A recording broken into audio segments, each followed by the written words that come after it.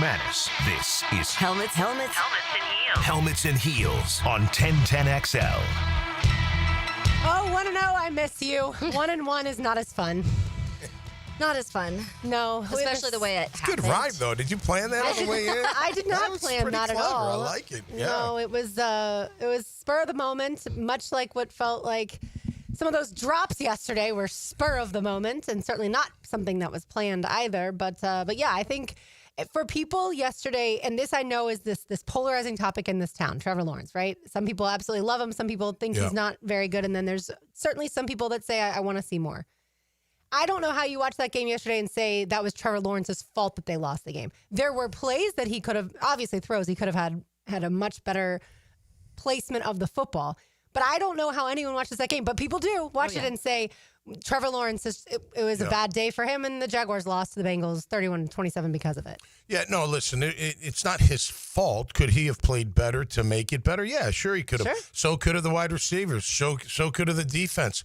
I think the O-line played pretty well overall, except Hendrickson killed both our tackles, especially at critical moments. Like, we kind of been seeing the past couple of years with our our left tackle and our right tackle. It is what it is. The coaches, I think the play calling at times was really good. I didn't like the defensive play calling at the end. I thought it was really conservative. You're not helping each other out at all. I'll give you a great case in point. I thought it was a great idea to blitz Browning when we were up 24-17. We just went down, had a great drive, had a score, got the lead. Let's go get him. Got him to third down, and what happens? My corner forgets to jam the damn wide receiver, and he just free releases them, and I'm bringing 6-7 guys, and you're not helping me out. Like, what are you doing? Like, now you jammed him later, which they didn't call the interference, but they grabbed that left arm, which is fine, whatever. But those kind of things, like you're not catching the football. I know everyone's crucifying Brian Thomas Jr. Some of it's valid, some of it's not. But overall, you got to catch the ball. But De'Ami Brown right in the end zone. And by the way, he's not out there the next play. They almost gave him punishment. And he's looking there on the sidelines like, why aren't I? Like, okay, I dropped the ball, but why aren't I back out there? I knew he wasn't. It's just things like that. I understand Liam's. He's like, hit him in the body. Just give him the ball. Why does it have to be high? Why does it have to be anywhere but in right here? Just give it to him. I don't care that Trevor brushed him off. I think that's the competitor. And I'm saying, sorry, by the way, he then throws a great ball in the back of the end zone. Brian just couldn't get his feet down. But just things like that. What did it feel like, guys? Felt like a lot like we've seen in years past from a macro point of view. Penalties, making mistakes, not catching the ball, throwing it a little bit late from time to time, not doing things on defense you got to do. It's just losing a one-score game. Crazy. That's very familiar around here. Yeah, right. And another one score. Well, that doesn't. What does that mean? Doesn't mean anything. Yeah. And I think especially because I know when you say Bengals, everyone's like, well, it's the Bengals. They're a good football team. I don't think they're a very good football team. I think they have Joe Burrow, T. Higgins, Jamar, and Trey Hendrickson, and those people have won them a lot of games. But outside of that, they have a lot of issues. Their offensive line is very, very bad. Their defense, I think, is still going to not be a very good one at the end of this season. I think maybe they fixed some things here and there, but I think there's a lot of issues when it comes with the Bengals, too. So then you're looking at a team who was already not very good, loses their starting quarterback, and you still can't keep up. And so I do think that there's concerns in areas, and to your point, Tommy, it just feels like it's the same things, and that's what gets frustrating for people. And turnovers, you never want the turnovers. Some of them, obviously, if a receiver hits it out of the hands and it bops into somebody else's hands, those are kind of unfortunate ones. It technically probably should have been 3. The one hit the ground. So those are why people get frustrated with Trevor, because you still have those moments in year 5, multiple of them in one game. You're right, but then it's receivers too. It's drops, and that's all that. They all go together. But people that are like, no, Trevor can't do it. You can see, you want him to play better, but at the same time, if those catches are made, that 57 completion percentage goes up. You know what I mean? I mean, he's not going to be near 70. I'm not saying that, but 57 is not a very good number for a starting quarterback in the National Football League. 24-42 is not good enough, but you throw in the drops and you're like, okay, well, maybe it would have looked a lot better. So it's just frustrating that we're so close, but it feels like we're so far away, which I don't think we really are. It's going to be interesting how we bounce back against Houston. I will say this team showed a lot of grit. They did. They went toe-to-toe. Look, I watched it again this morning. It took me a while. I got pages of, just down and distance and who's making plays and who's not. But it was a fun game. If you're not a Jag fan, back and forth. Yeah, if you're in the booth, scores. You don't care. Yeah, it was pretty cool. I mean, it It was a good game. I can't believe the ghost of Jake Browning strikes again. Yeah. And what did they do at halftime? They made adjustments. And every time he completed The a Bengals pass. made adjustments. Yes. Yeah. It seemed like what? They were wide open. Yeah. They were just in the zone, in the hole, in the zone, just going to pitch and catch. A lot of it was pitch and catch. We never had an answer to it. When we did blitz, like I said, you don't get a guy helping you out. You got to get that jam. That's part of the deal about blitzing. But why When not double cover Jamar Chase earlier in the game? You could have done that. That's You what could I have didn't done understand. that. You know he's the best player but that on was the football T. field. The one who had the one I'm talking about is T. Higgins. Right. Yeah. You should have But- jammed him, but Jamar Chase, yes, he's going to quote unquote get his. To me, that should be around 100 yards or less. he It should not killed be us. over 150 yards. he killed us. There's no Especially doubt. on a team that couldn't run the ball. They had 48 rushing yards. So it's not even like you could say they were, running, so you had to worry about the run game. No, you really only had to worry about Jamar and T. Maybe the tight ends a couple of those times. Gesicki was out there a few of the moments that they needed the bigger plays. But that's what, to me, is frustrating. It wasn't even like you had to worry about two parts of an offense. You only had to worry about two guys, and you couldn't figure it out. Yeah, and it was frustrating that from the defensive perspective, it felt like you were harassing Burrow, like he had no chance at all. And then when Browning came in, it didn't feel like he was harassed. He was harassed a couple times. Trayvon Walker, by the way, and Josh Hines Allen, but Trayvon, he had an incredible game. That guy, I watched, he had an incredible game, man. He was all over the place trying to make it happen. But how they couldn't get to Jake, and they got the ball out quick.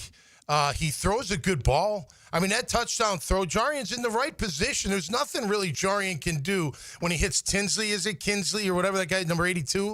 Where did he put it? Right on the outside. Only he can get it, and he gets his knee down. It was just a fantastic play. You can't, but Browning's capable of doing that. So it's not like, well, what would you have done different? Nothing. It's a 3-step drop. You're not getting there anyway. You know what I mean? Even if you blitz or don't blitz. So it's not like you can do anything there. I feel like Tyson Campbell could have had a better game. Yes. I do not agree that the pass interference called late in that game, obviously on the Bengals' final drive, going up against Travis Hunter. I don't think that was pass interference. I thought it was an excellent play by Travis Hunter.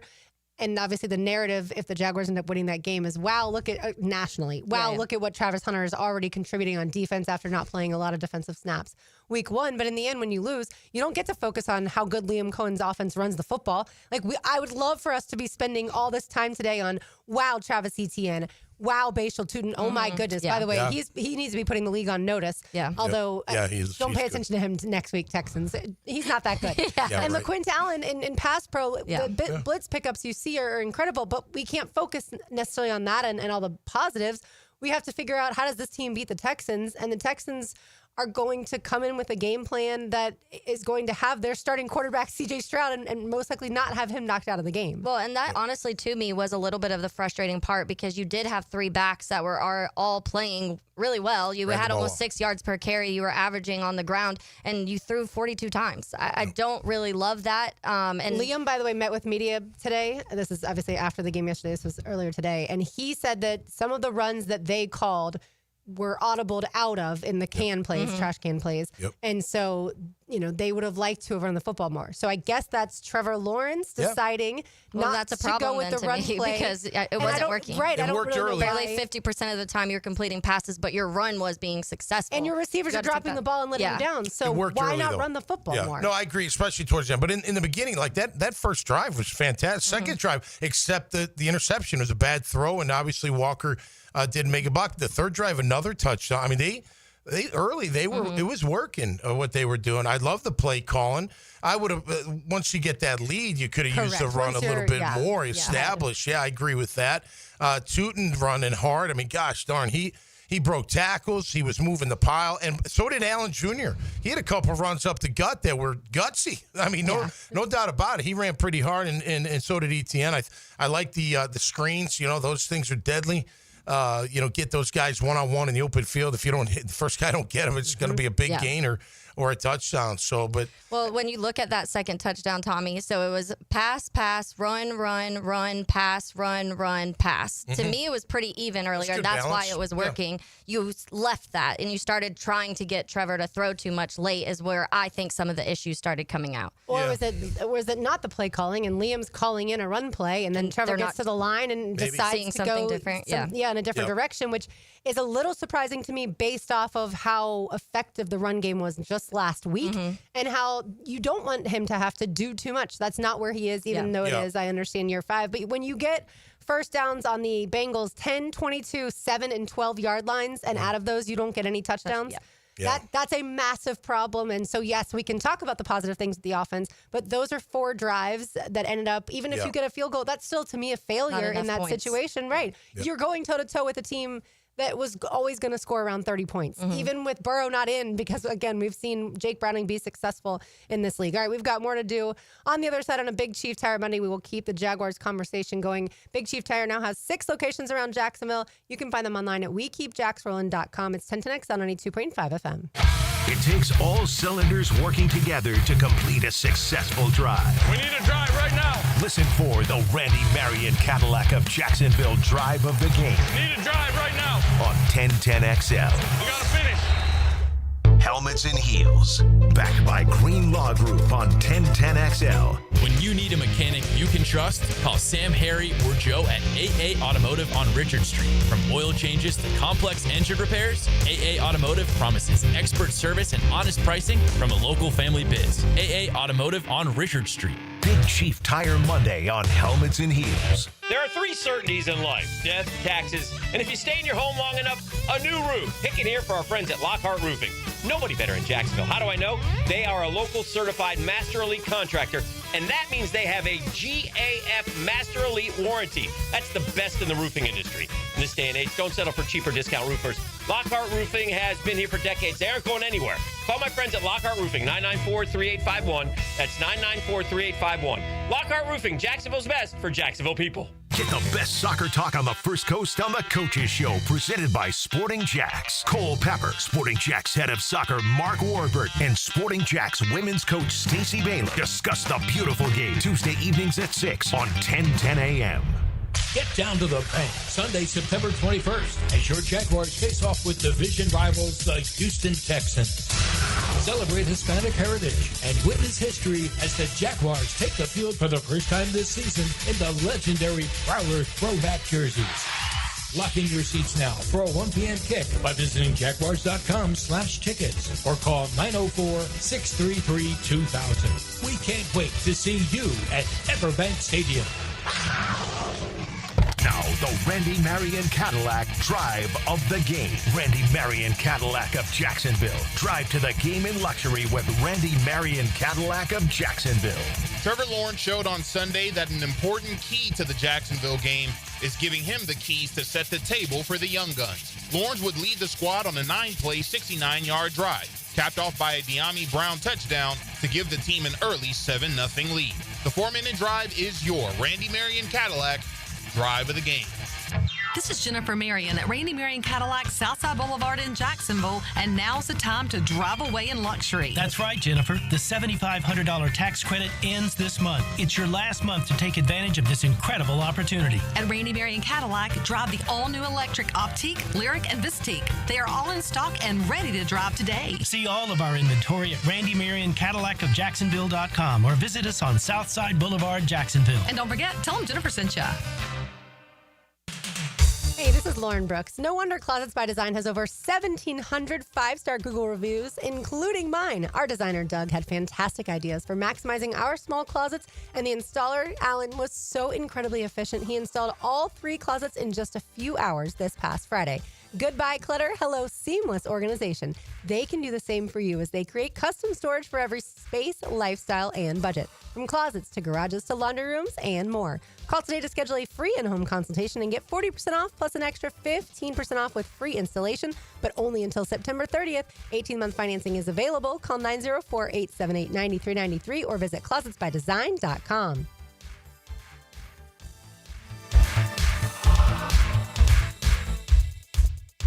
Bring Frangie here to tell you about the coolest new thing, a putting green in my backyard that my friends at Sunshine Turf installed. Sunshine Turf can do the same for you. They'll come to your house, they'll create a custom design for your space, and you'll have an authentic golf course experience right in your own backyard. I freaking love it. Sunshine Turf is family owned and they made the process so simple. So visit sunshineturf.info or call them at 904-383-0243 and get a free quote today for your own putting green. Get it from Sunshine Turf.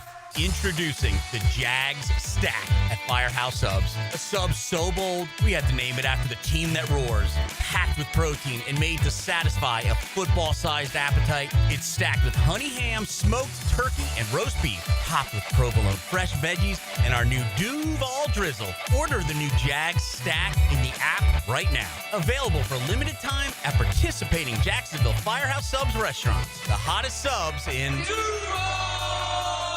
Hey, Hicken here. Celebrate the month of September with our friends at Zero Res and get 3 rooms of carpet clean starting at just $139 plus the 4th room free. Take $100 off your air duct cleaning as well. Book online at ZeroResJacksonville.com and take advantage of these huge savings. 1010XL, presented by Farah and Farah, exclusive injury law firm of the Jacksonville Jaguars. Focused, fueled, fearless, Farah.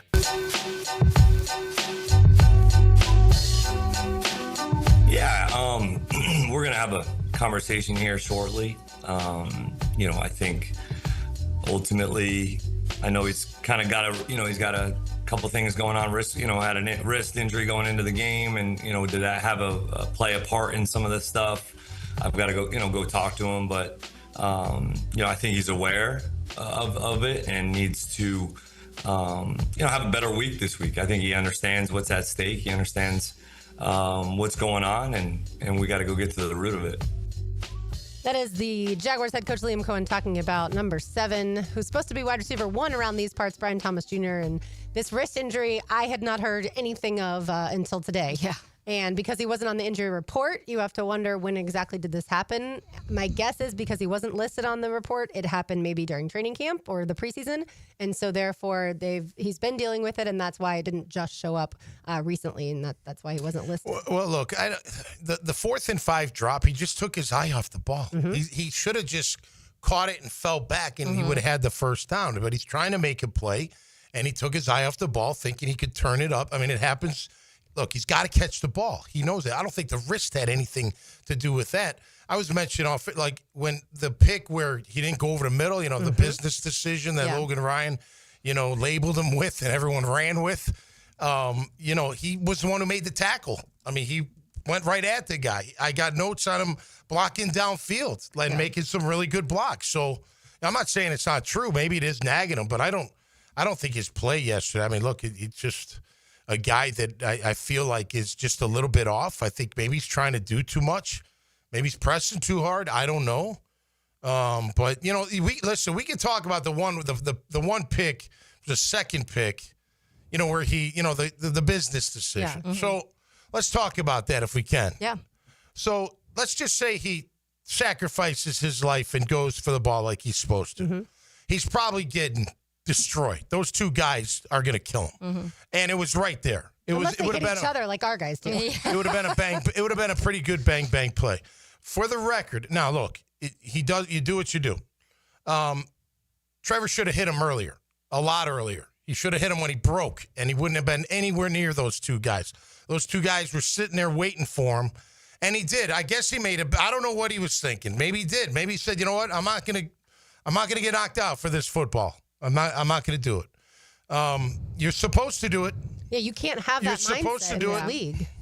Do you think, too, because I feel like this was never a conversation before when it came to Trevor Lawrence of the words, and I'm putting this in air quotes, hospital balls, that now people have used that term related to Trevor a few times now this season, and I feel like that's not anything we had ever used previously. Yeah, that's a new term, I think, league-wide. But if he went for it, it would have been considered a hospital ball without question. And people would have probably been yelling at Trevor that he threw another hospital-type ball. So it's a catch-22 Then there's something wrong with the play desigin if you're putting Brian Thomas Jr. in a situation where he's going to get lit up. Or your quarterback didn't throw it quick enough. That's what Thomas So, said. like if you go watch, just go watch. If you get a chance out there, go watch it. And I'm not casting blame. This isn't a blame thing. He's got He should have just went for it, but he didn't. So it is what it is. But right when he breaks, he's open. Now, there's pressure around Trev. It's not like he's got a clean pocket, but he could have gotten it off. He waited a couple steps. Now the safety and backer are in play to make a play. I think if he hits him earlier, if he catches it, then I don't think those guys are even anywhere near the contested play that we're talking about. They talked about this on the broadcast yesterday, and I also had not realized this, that Trevor Lawrence, in the past, I knew he was looking at his wristband to look at the play sheet, I heard, right? And then on TV yesterday, they said this year Liam Coen didn't want him doing that. So I also wonder, does he need the wristband? Does he need to visualize that play in order to be able to get the ball out as quickly as possible? Or is he still going through the play in his mind before he gets up to the line at the scrimmage? The way I understood it is before you get a number, you look at the number, you call out the play. Right, you look at your wrist, yeah. Right, so instead of that, they're like, no, learn the call. Right. Yeah. Which makes you know the play better. It's just, you learn it Yeah. better. And by what did he say? I had to study more. I had to work hard. I had to do all these things. I think it's a good look. His audibles were, I don't know exactly which ones were runs and that. He called some okay audibles. There were things that worked. It wasn't, wasn't bad. But yeah, he, overall, Trevor did enough to win the game. It wasn't like he, But it it wasn't a cost great him the game. defense, to Taylor's point. It wasn't a great defense, and you're going up against some much better defenses in the near future. And so when Trey Hendrickson's blowing up Walker Little, that is going to make you concerned that Trevor's not Especially getting for the teams that have multiple of those. Yeah. correct. So it's going to come at both sides. Yeah. By the way, the first, when Trevor threw the pick, you still got to throw it a little higher, but he's contested. Go watch Hendrickson right before the snap. I think he because he looks at his tackle and does this little, and I think it was nothing. And I think he got Walker thinking, they're going to run a stunt. Oh, yeah. And then he got a jump, and he just went right around him. And it was really clever. I'm like, did he just lollygag him to sleep? Like, kind of pretend like, hey, man, you come this way, I'll come that way. And then he just, went Made right. him start overthinking about what was about to happen. Yeah, exactly. Yeah. And by the way, that guy, the way he plays that, I was watching with Ton earlier. He knows when to flash. Mm-hmm. He knows when to okay, I got to do something here, and then he does it. It's like in the reverse side of it is here we go again. Walker Little, okay for here, and then these moments the critical, you gotta block, you gotta hold your block. But Trevor, take the sack. Can't. Yeah. At that point in time, right? I don't know. I'd still throw it up. He had plenty of time to throw it. He just got to throw it a little bit further. He underthrew the ball. I mean, he saw the rush coming. That affected him. It wasn't like when he followed through, he did get hit. So, maybe after he followed through, so maybe that affected the distance. Just got to get it up there a little higher. That's I think all. every time Walker Little comes backwards towards Trevor, he's just got all these injuries Don't that have step on happened. him. Yeah. Right, in the past. And Blame so, him. look, I think overall the offensive line has played really well through the first 2 weeks. But again, the Panthers didn't have a stud on defense as far as a pass rusher. And the Bengals did, and you saw him. Yeah. You certainly saw him. On the Jaguars' defensive side, I think the pass rush was excellent yesterday. I thought, even Eric Armstead obviously got a sack, but more the interior of the defensive line I thought played a lot better.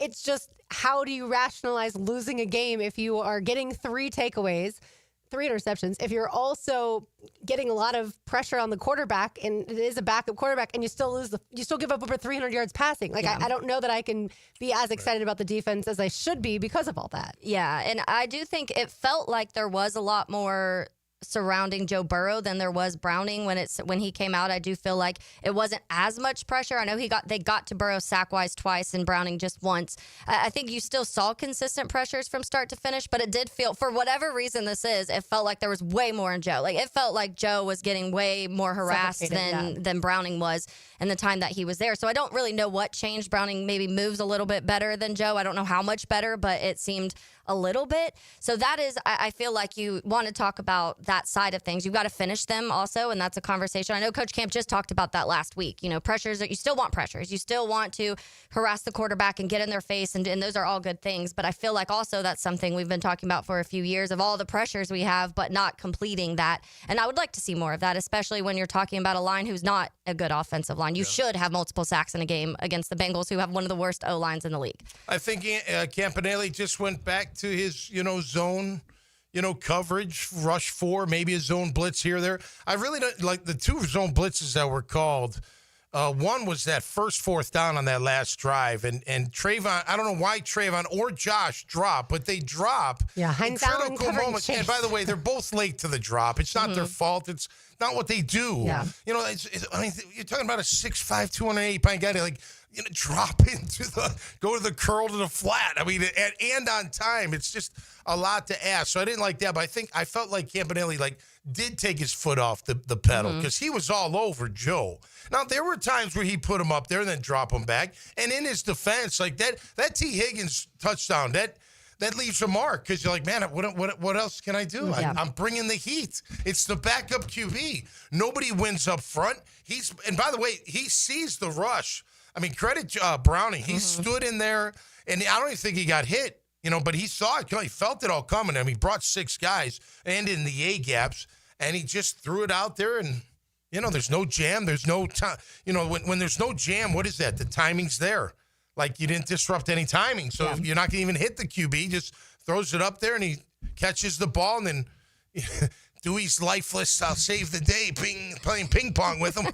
You know, off he goes and into the end zone. T. Higgins. That was a big change because here we are thinking, oh, man, we just went up 24-17. Oh, yeah. Here we go. Momentum's on our side. What happens? 4 plays later, now they've tied it up. We're like, oh, no.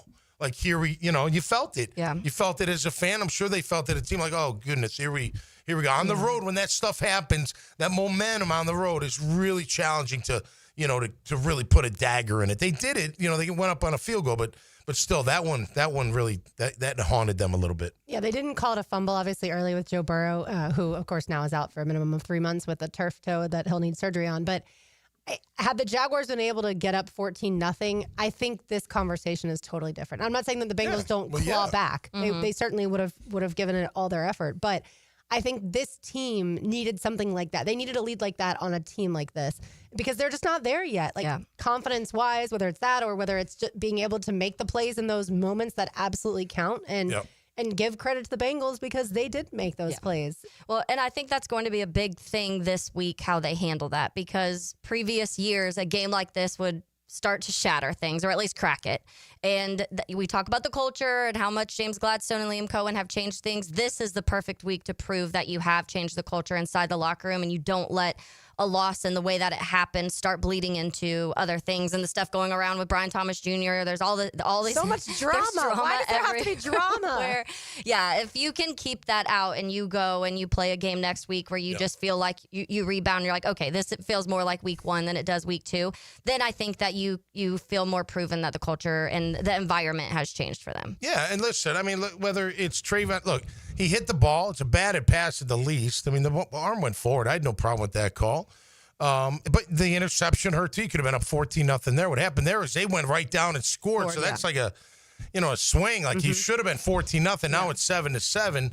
Who knows what happens after that? You know, but look, it's, you live and learn. I mean, you could even go to the end of the game. I really didn't have a problem with the 4th and 5 call. If he catches the ball, it's a great... Instead of kicking the field goal. Instead of kicking the field goal. There is an argument on the other side. Well, okay, but if you go up 6... they'd have to anyway, but they have to get 7 to beat you. Otherwise, and they know maybe they it's a can little just tie it. different. Yeah. Maybe it's a little different. I don't know. You don't know. Either way, they got the touchdown, so it doesn't matter. So then it doesn't matter. Yeah. Right. But I think sometimes you do need to trust Cam Little because he is one of the best kickers in the league. Yes. And I think you take the points at times, and they probably could have, right before the half, been able to get a field goal, but they didn't do that. And so at the end of the day, you ended up giving the Bengals the opportunity to drive it 90 yards. Crazy. And they were able to do it. And they were. And it's just shades of like from a few years ago when the Jags made the playoffs and they were playing the Chiefs and Chad Henne is in the game. Patrick Mahomes is not drives right down. Same. And that was like a 99-yard drive. And it's like at some point in time, like there are guys that were on that team, like an Andrew Wingard, like do something. It's like deja vu, though. Correct. Yeah. And Josh Hines Allen, obviously, too. Yeah. But at the end of the day, I do think, to your point, Taylor, this is a massive week for this team. Not just because of what happened with the Texans last year. That's certainly a storyline with Azeez Al-Shire knocking Trevor Lawrence out and what many of us thought was a dirty hit. That's one storyline. But I think the bigger storyline is, who are these teams? We get to watch tonight. The Bucs play the Texans in Houston, 7 o'clock kick. in the first of a doubleheader for Monday Night Football, but I don't know that we know exactly who these teams are yet. I think the Jaguars are a team that's going to run the football really well. That's what I think we've learned from weeks 1 and 2. Yeah. But so let's lean into that a little bit. But I don't think they were the more physical team overall yesterday, whereas we thought that against the Panthers because the Panthers aren't very good. Yeah. Thank you, by the way. Pretty even yesterday. Physicality-wise. Yeah, I thought the Jaguars would be more physical than the Bengals because of... I don't think they got out physical, though, do you? Not out physical, but I didn't walk away saying the Jaguars was a very physical football team. I agree with that. I agree with that. But I think the Bengals are more finesse outside of maybe a Trey Hendrickson too. And so I expected the Jaguars to be more physical, and I didn't see it that way. All right, Tom's takeaways await on the other side. You are listening to Helmets and Heels on a Big Chief Tire Monday. You can find them online at WeKeepJacksRollin.com. They have thousands of 5-star reviews because they do such a great job, whether it's oil changes, tires, whatever your automotive vehicle needs. You can find it at Big Chief Tire. It's 1010X on 92.5 FM. This is Helmets and Heels. Fought for you by Green Law Group on 1010XL. Tired of changing out bad sod year after year?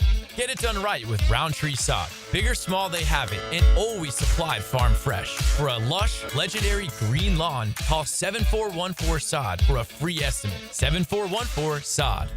It's a Helmets and Heels Big Chief Tire Monday. Fall is here. The air is crisp. Football is on, and the perfect backyard atmosphere starts with a high-quality fireplace from CSS Fireplaces and Outdoor Living. Hey, it's Joe C. Imagine nights by the fire, cheering on your team, surrounded by friends and family. CSS can transform your outdoor space into the ultimate game day destination. Stylish, warm, and built for memories. With several wood, gas, and electric options, let CSS make your backyard the best seat in the house. Visit CSSFireplaces.com. You waited forever for your new fence. Then strangers show up. Subcontractors rushing the job. Sent by the company you trusted. Frustrating, right? Superior Fence and Rail promises better. They're professionally trained builders. Deliver quality you can trust. No subcontractors, no shortcuts. Just the superior craftsmanship your home deserves. When you're on the fence, about a fence, SuperiorFenceandRail.com. When you need plumbing, septic, or air conditioning service, trust matters. That's why more homeowners in Jacksonville choose Duck Duck Rooter, the area's most trusted service company. We're licensed, insured, and the only master septic contractor in Northeast Florida. From small plumbing repairs to major renovations, septic tank pump outs, drain field installations, and full air conditioning service, we do it all. Call 904-862-6769 or visit DuckDuckRooter.com. Duck Duck Rooter. When you're stuck, call the Duck. If you are an experienced electrician looking for your next big opportunity, look no further than the Miller Electric Company, a trusted name in the industry for over 96 years. At Miller Electric, we tackle the biggest projects in the city, offering you the chance to showcase your skills on a grand scale. We believe in rewarding hard work with the best pay, top-notch benefits, and an unbeatable culture where people actually care about each other. Take your career to new heights with Miller Electric Company. Apply today at millercareers.com. Miller Electric, an equal opportunity employer. Come visit the best sports restaurant in town. That's Big Dogs in Orange Park, known for great burgers, huge wings, pizza, salads, and special nightly events like trivia and karaoke. You'll all love it at Big Dogs Restaurant in Orange Park. Frank Frangie telling you about Awaken 180. You know my daughter has done so well. I'm so proud of Amber. Can you believe she's lost 50 pounds in 2 months? And she's really proud of that. You can as well. Call 844-346-1800 or awaken180weightloss.com. 1010XL, presented by Farah and Farah, exclusive injury law firm of the Jacksonville Jaguars. Still, present, ready. Farah doesn't flinch. Come over here, sit next to me. We can see where things go naturally. Taylor Dahl, Tom McManus, RJ Saunders. I'm Lauren Brooks with you, breaking all things Jaguars, Bengals down. If y'all want to weigh in on the conversation, as always, you can hit us up on the text line, designed by Lifetime Enclosures, 904-641-1010. Or feel free to give RJ a call and certainly weigh in with your thoughts. Right. Absolutely. Certainly.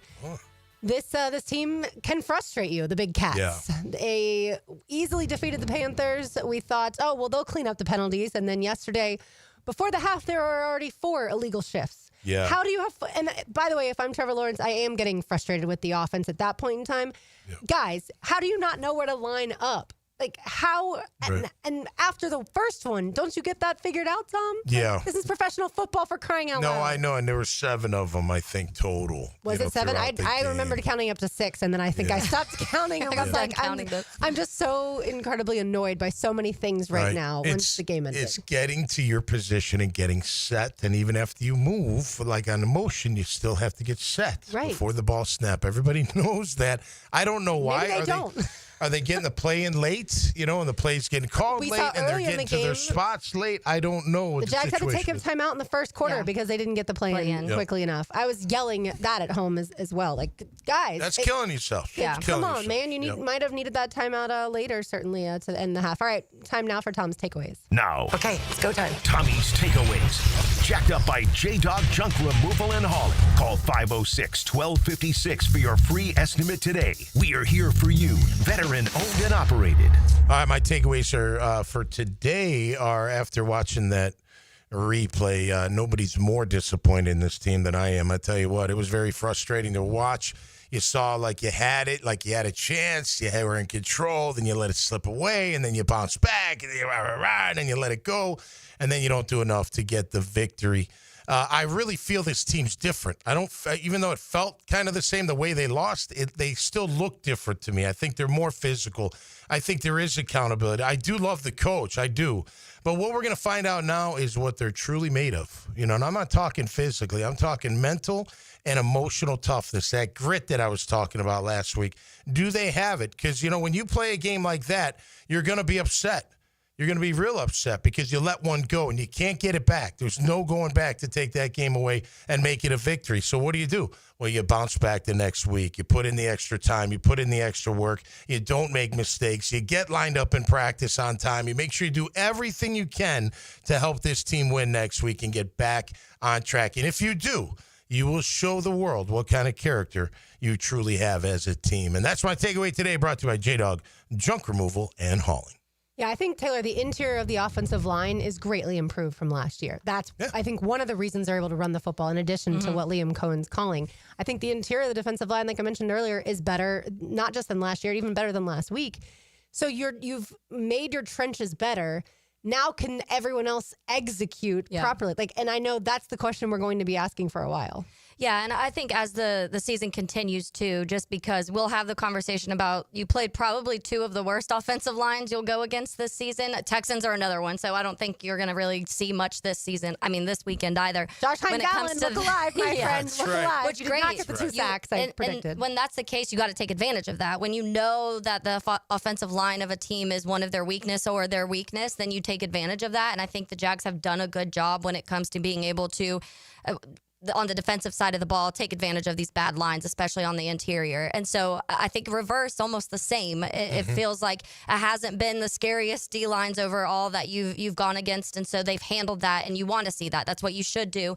Now you got to see that you want to be able to see that against maybe that next level of what each side of the trenches look like, but you have to applaud them. And that's what I think is a little frustrating for some people, because they do feel like those 2 areas are improved from last year, but then other things still feel like they're struggling. The third down still feel like you're struggling. You're still turning the ball over. You're still letting drops happen the way that they're happening. And so that's what I think it's frustrating, because it does feel like, okay, you got all these weapons. You have Brian Thomas Jr., you have Travis Hunter, you have De'Ami Brown, you have Brenton Strange, you're running the ball. You got an offensive card. Yeah, Parker had a great game. Yeah. Liam Coen, you have this play caller that everybody's talking about. Why doesn't it feel like it's massively improved if all of those things feel like they should be? Yeah, and I think that's where frustrations come from. I would have targeted Parker Washington more in the second half of yesterday. Especially fourth quarter. He was the only one that I felt could catch for a while.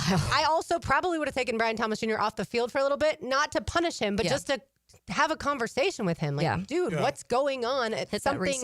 Something just isn't right. Talk to me or whatever. And look, De'Ami Brown, I think, played well until, he basically cost the team the game. I mean, as big a drop as Brian Thomas, in my opinion. For sure. And also, when Brian Thomas Jr. tips that one pass up and Travis Hunter's right there, how does he not catch that? It was a terrible throw. He should have never thrown that football. True, but in the moment, I just feel like at Colorado, he makes that catch every single time. And so, again, it's just all those things add up. And that's how you lose a football game to a team that I'm going to say is inferior. Without Joe Burrow, that's an inferior football team to what this team is. Yeah, they got a lot to figure out in a short period of time. I mean, look, okay, if I look at it from a coaching standpoint, I'm frustrated too. I mean, if you're Campanile, you're frustrated. You had it going on against Burrow. The quarterback changed. You try zone because you keep everything in front of you. You don't want to beat you deep, but then they pickpocket you. Then they're going down the field. And then you try man and you're blitzing, and then your guys don't do their jobs. Or you try man and they get off coverage. It just – I mean, look, if you go back and watch Jake Browning, he was pitching and catching most of the second half. I mean, once they went inside and then came back out, they, figured it out. It was like he's just throwing it on timing, throwing on rhythm. I don't know what you do.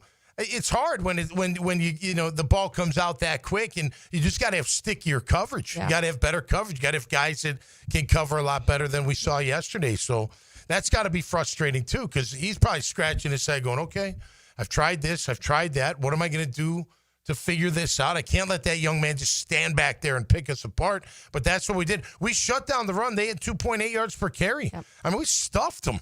That's physical. That's physical football because, they tried to run the football. But at the end of the day, we couldn't get the job done against Jake Browning again. Look, in our defense, a lot of times when that backup quarterback comes off the bench and you're not prepared for him, you didn't game plan for him, you didn't run any reps like you would maybe if you knew he was playing. They typically have success. We've seen it here with Gardner, right? Gardner comes off the bench. We're like, holy cow, Gardner, man, she's unbelievable. And then they figure him out. We're like, okay, he's okay. We've seen it with Jake Browning. Yeah, we've seen it with Jake Browning. Same kind of deal. So and again, that's why you gotta lick your wounds, right? You got to take your medicine. They all do. Everybody across the board be able to handle that critique and then really go in there. I tell you, one of my favorite things is I like going into the room by myself and watching that film and being my hardest critic and then trying to figure out, all right, why'd you do that? Why'd you make that move? Why'd you do that? Whatever the technique may be, whatever that case may be, really just cement in your head that you're not going to do that kind of stuff again. As far as drops, look, I mean, Brian Thomas, he made some good plays. The one at fourth down, he just takes his eye off the ball. And he just got to be focused on the ball, not try to make more than you really have to. If you're lucky enough to fall in and nobody touches and you can do a roll and you're in the end zone, great. All you had to do was catch that football. And if you keep your eye on the ball, you don't drop the ball. You know what I mean? I mean, so I don't know. I don't think there's anything. I don't like his, I don't know. Today's athlete, their attitudes are different. You get him at in front of the microphone. He doesn't want to speak. I saw his post game. Yep. He's like, nah, he's real quiet, somber. And everyone's like, oh no, something's wrong. He's probably upset. Yeah. He's probably upset that he had a bad day and then he let his team down. But he'll bounce social media back. doesn't help, by the way. Oh, listen, you guys and gals, I've been tagged crazy. in at least 10 things. Crazy. That show all the issues. It's amazing. And we haven't even talked about the fact that Liam Coen at one point yelled. I guess you mentioned it in the first segment, yelled at Trevor, and then Trevor kind of brushes him off, and it's like. To me, there was no drama surrounding that. That was just a head coach and a quarterback. That's the way that they communicate. The fact that the cameras caught it obviously ended up making a lot more people see it because then it can go viral on social media. That to me is not going to be a concern. The concern is going to be, can Trevor Lawrence get on the same page as his receivers? And I think he's on the same page with Parker Washington. I think he's pretty much on the same page with De'Ami Brown, but he's not on the same page with Brian Thomas Jr. And this team is not going to get where it needs to go unless those two figure it out. And maybe the two of them need to go in a room and have more conversations or, in addition to the walkthroughs after practice, go out and even if he has the wrist injury, simulate it. And so, we'll see, I guess, on Wednesday's injury report what exactly that looks like for BT if he is limited at practice this week. Hopefully is practicing, though, because they need to get that timing down. We thought that maybe going to the Bahamas would help, but unfortunately, did not. A couple injuries around the league, by the way. Commanders quarterback Jaden Daniels is dealing with a knee sprain, so potentially Marcus Mariota will have to step in there. Jets Justin Fields is in concussion protocol. We already knew that Brock Purdy is dealing with a toe injury, as is now Joe Burrow, and he will need surgery. Also, the Panthers lost a couple starting offensive linemen for the season, so that's tough for them as well. It is Helmets and Heels on a Big Chief Tire Monday. It's 10 to Next on 92.5 FM. Bone-crushing blows to game-winning goals. Yes! Feel the energy on 1010XL. History! Jacksonville Sports Radio. Yes! Yes! Yes! Helmets and Heels. From the Greenlaw Group Studios. Is your backyard ready for the big leagues? Pick it here for Surfside Pools. Serving Northeast Florida since 1977, they have the home field advantage. Family owned and operated, offering weekly pool service, equipment repairs, commercial maintenance, remodels, and new pool construction. Let Surfside Pools make your backyard dreams a reality. Are you ready to float happy? Visit SurfsidePools.net or call 904-246-2666. Surfside Pools and Spas, your hometown MVP. License number CPC 044080. Helmets and heels. It's a Big Chief Tire Monday. The local Jacksonville shop for fair prices and service you can trust. Hey, Jags fans, Crown Royal is the official whiskey of the Jacksonville Jaguars this season. It's not game day without the generous spirit of Crown Royal. Whether you're at the tailgate, in the stands, or watching from home, Crown Royal is the reason and the reward for coming together. Grab a glass with the Crown Royal rig at a stadium near you, because we'll be sharing the generous spirit with fans across the country. Crown Royal, fueling game day with the generous spirit. Visit crownroyal.com/Royal Rig for more information. Please drink responsibly, baby. Tired of high energy bills? Replace those inefficient windows and patio doors now with the big BOGO event. Buy one, get one 40% off replacement windows and patio doors. Plus, no money down, no payments, and no interest for 18 months. This offer expires September 30th. Renewal by Anderson, proud partner of the Florida Gators. Visit bestwindowsflorida.com to schedule your free consultation. License number CGC 1527613. E to the T here, and Twin Peaks is the best in the game. Here it's bigger game days and bolder fight nights. I mean, where else can you find the scratch kitchen that comes through in the clutch every day, from lunch to late night? Only at Twin Peaks, the #1 sports bar. Come on, somebody. This Day in Sports History is brought to you by Southeast Orthopedic Specialists. On September 15th, 2020, the Nuggets defeat the Clippers in Game 7 of the conference semis, becoming the first team in NBA history to rally from a 3-1 deficit twice in the same postseason. The best value for golf in Jacksonville remains Cimarron, totally reestablished with new tee boxes, improved fairways and greens, also a brand new restaurant with indoor and outdoor settings, and live music. Join the Wild One loyalty program online at Cimarron Golf. When's the last time you played Cimarron? Cimarron Golf Club on 210, the Wild One. Are you trapped in a high-rate mortgage, watching your hard-earned money vanish every month? Stop right now. At Loan Pronto, they are delivering the lowest mortgage rates in 3 years. Hey, Prosser here. Loan Pronto's rate reduction home loan program is a streamlined, low-cost way to slash your house payments by hundreds of dollars a month. Lock in at a fixed rate as low as 4.99% APR and close in as little as 2 weeks. No appraisal needed in most cases. And here's the kicker. You can skip your next 2 house payments entirely. Don't wait. Rates this low won't last. Call Loan Pronto now for your free, no-obligation quote.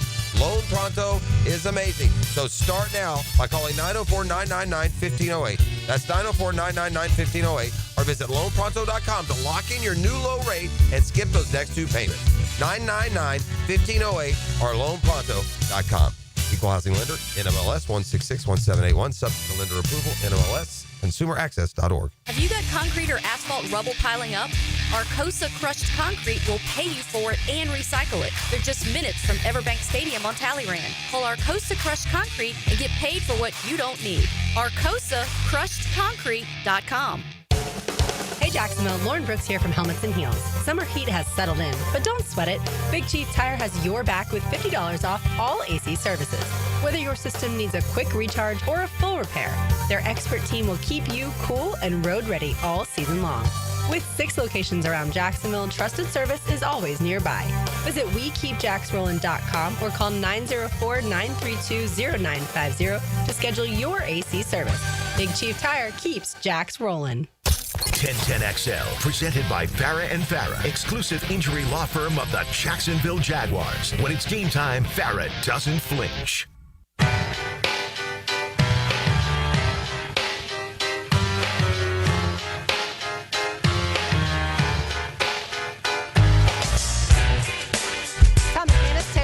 Jay Saunders. I'm Lauren Brooks with you on this Big Chief Tire Monday. You can find them online at WeKeepJacksRollin.com. The newest location is in Mandarin. That makes 6 locations here in Jacksonville, and they do a ton for our community as well. Go see our friends at Big Chief Tire for any of your vehicle needs. Right now, Taylor Dahl has a tangent. Now, Taylor's Tangent, served up by Chick-fil-A on 1010XL. Well, I've got some notes from this last weekend. I don't know if you want to actually hear some of these ones that I'm going to say today, but is it NFL or college football? All related? NFL. Okay, but, I can handle some of them NFL. about a team people here don't really want to hear are doing well, but that's some of them. But some interesting tidbits from the weekend. With 2 games left of week 2, obviously there's 2 games tonight for the NFL games. 10 games were within 1 score in the fourth quarter. During week 2 of football. 7 of those were decided by 1 score. Cincinnati, Dallas, and Indy all got the game-winning score in the final minute or in overtime. So it's a lot of, we're going to continue talking about that 1-score game and how much those are happening in the NFL now. 4 teams, Cardinals, Cincinnati, Indy, and San Francisco begin the season 2-0 after missing the playoffs last year. Chargers can join them with a win tonight. Second consecutive season where teams who missed the postseason start 2-0 the next year. So I thought that one kind of stood out. One, as I was saying, you probably do not want to hear in this town right now, but the Colts scored on each of their offensive possessions in week 1 and their first 3 in week 2, becoming the first team in NFL history to score on each of their first 10 offensive possessions. They haven't punted 1 time in either game this season. Yeah, that's wild to me, especially considering if you look at their schedule, the Colts have the Titans next week. So, I mean, I would expect the Colts are sitting at 3-0 when we. Denver's got a good D too, and they worked them pretty good. Yeah, it came down to those final seconds. I know Denver fans thought they won, and then it kind of ended up not happening. But yeah, those are the games you beat. Week 1, a team that you should beat, and then you go against a team like Denver, who a lot of people have talked really highly about. Bo Nix, and then the defense, obviously, in Denver. They send a lot. There's a lot of pressures that you're dealing with. Then we don't want to here, but you give credit to Daniel Jones with how he's kind of taken over that offense, and Tyler Warren, what he's been able to do right away. Too. Yeah, and they have Jonathan Taylor, who they obviously can lean on. Had the same amount of yardage as Jamar Chase did yesterday, obviously, just running back versus receiver. Indiana Jones has to be the best nickname in football right now, right? That has to be the best one. Yeah, I love it. I hope he comes dressed as him. But yeah, against the Titans. Get the whip out. The Jaguars, now do have a team in the AFC South in addition to the Texans to worry about, I think. I mean, the resurgence of Daniel Jones so far has been really impressive for Shane Steichen. Yeah. It has. I was just going to say, they've had a good defense, and their offensive line is relatively okay. And then you got Taylor, who's a really good running back. So you knew Daniel Jones could at least manage the offense without screwing it up, but he's doing more than that. It's so smart now in hindsight that they brought him in, and obviously some people questioned because AR was taken 4th overall. Like, are you stunting his growth? But then right now they're probably like, who cares at this point? Exactly. Right now, sorry, AR. They're 2-0. I never saw the Colts being 2-0. Yeah. Now, looking at their schedule, I thought it was a possibility because the Dolphins, I think, is a reeling team. And they had the Broncos at home. And that's the only team I want to say that I read that got to start with both their first 2 games at home. Oh, okay. It may not be the only team, but it one of the few, was one of the few, that got to start. That would have been nice for this team to start both games at home. The Cowboys, they overcame a 10-point deficit. That game was wild, by the way. It was insane. And they overcame a 10-point deficit, though, beating the Giants 40-37. There were 6 lead changes in the fourth quarter and overtime in that game. That's the most since 2013. Yeah, we thought our game was wild, and it was. That was a great game. And it felt like it took a long time to finish, too, especially a week after having the Lightning delay. That one took a long time. It did. Russ was throwing bombs. Oh, my gosh. Well, that's one of the stats coming up, too. So Russell Wilson completed 7 of 11 deep passes, so that's 20-plus yards for 264 yards and 3 touchdowns, a pick in that. Most deep passing yards by any quarterback since 2016. I wonder if the Cowboys had a better pass rush. What that would have looked like. Oh, but don't worry. They have to stop the run. Jadeveon Clowney was added to the football team after he wanted to wait and see if he had any other offers.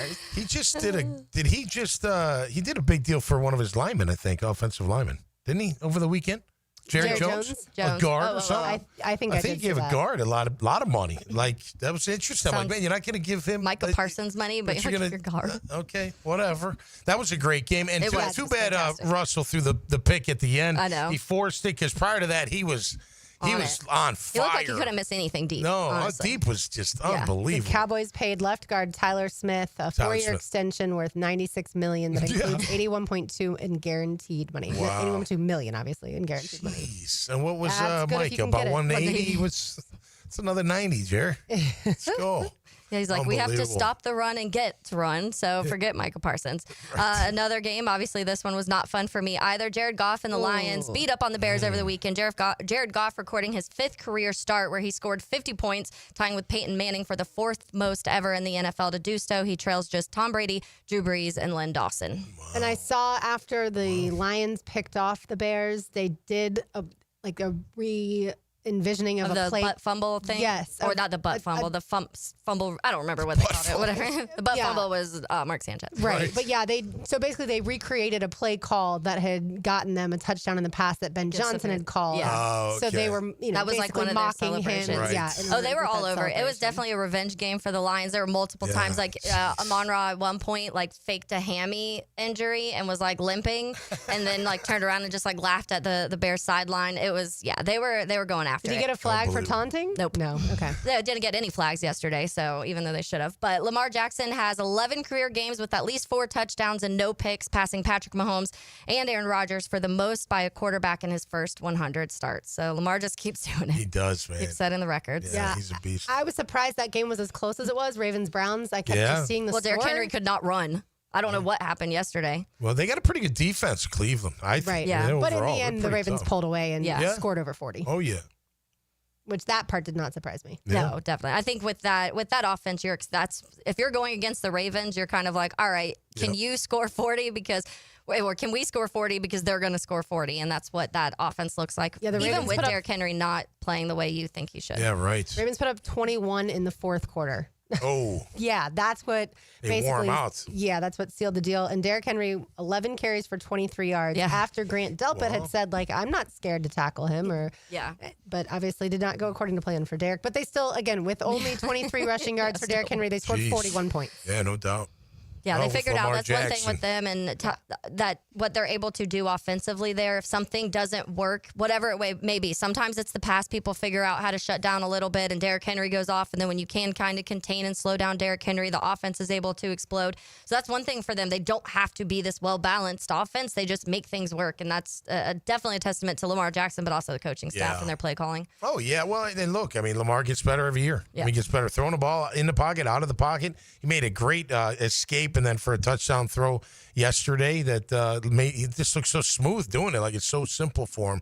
But his game has gotten better and better every year. You know, you can see why they're talking successful with to a Bills fan yesterday at the watch party. By the way, shout out to Front Riders Tap House. If you haven't been there, swing by because it was fantastic. They have a massive TV screen where obviously all the Jags game, it's up on that, sounds on, but a ton of TVs, drink specials, food specials. It was really fun. But I was talking to a Bills fan there, and he said, if we don't win the Super Bowl this year, I don't think it's happening. Wow. That's kind of, I feel like, their mindset because it's like everything is right now. Like you can run the ball. Josh Allen's not turning the ball over. You finally feel like your defense is fixed. Offensive line's better. Yep. And so right now they feel like this is it. Like this is their window. Yeah, I mean, it's a good time to capitalize, especially now that Joe Burrow is out for a minimum of 3 months. So it's really between the Got Bills Lamar. and the Ravens because the Chiefs right now are 0-2, first time ever in Mahomes' era. But Yeah, right. I'm not writing the Chiefs off by any means, but it does feel like it's closing in on Bills-Ravens potentially. All right, we've got lunch to give away. We do. Free lunch to Chick-fil-A. Give us a call at 641-1010,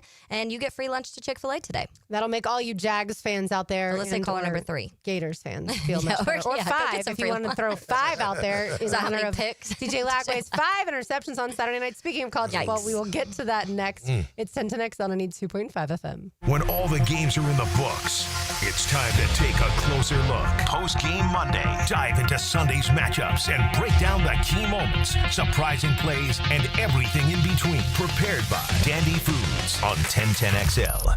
Helmets and heels. Backed by Green Law Group. For the insured. Fighting for you.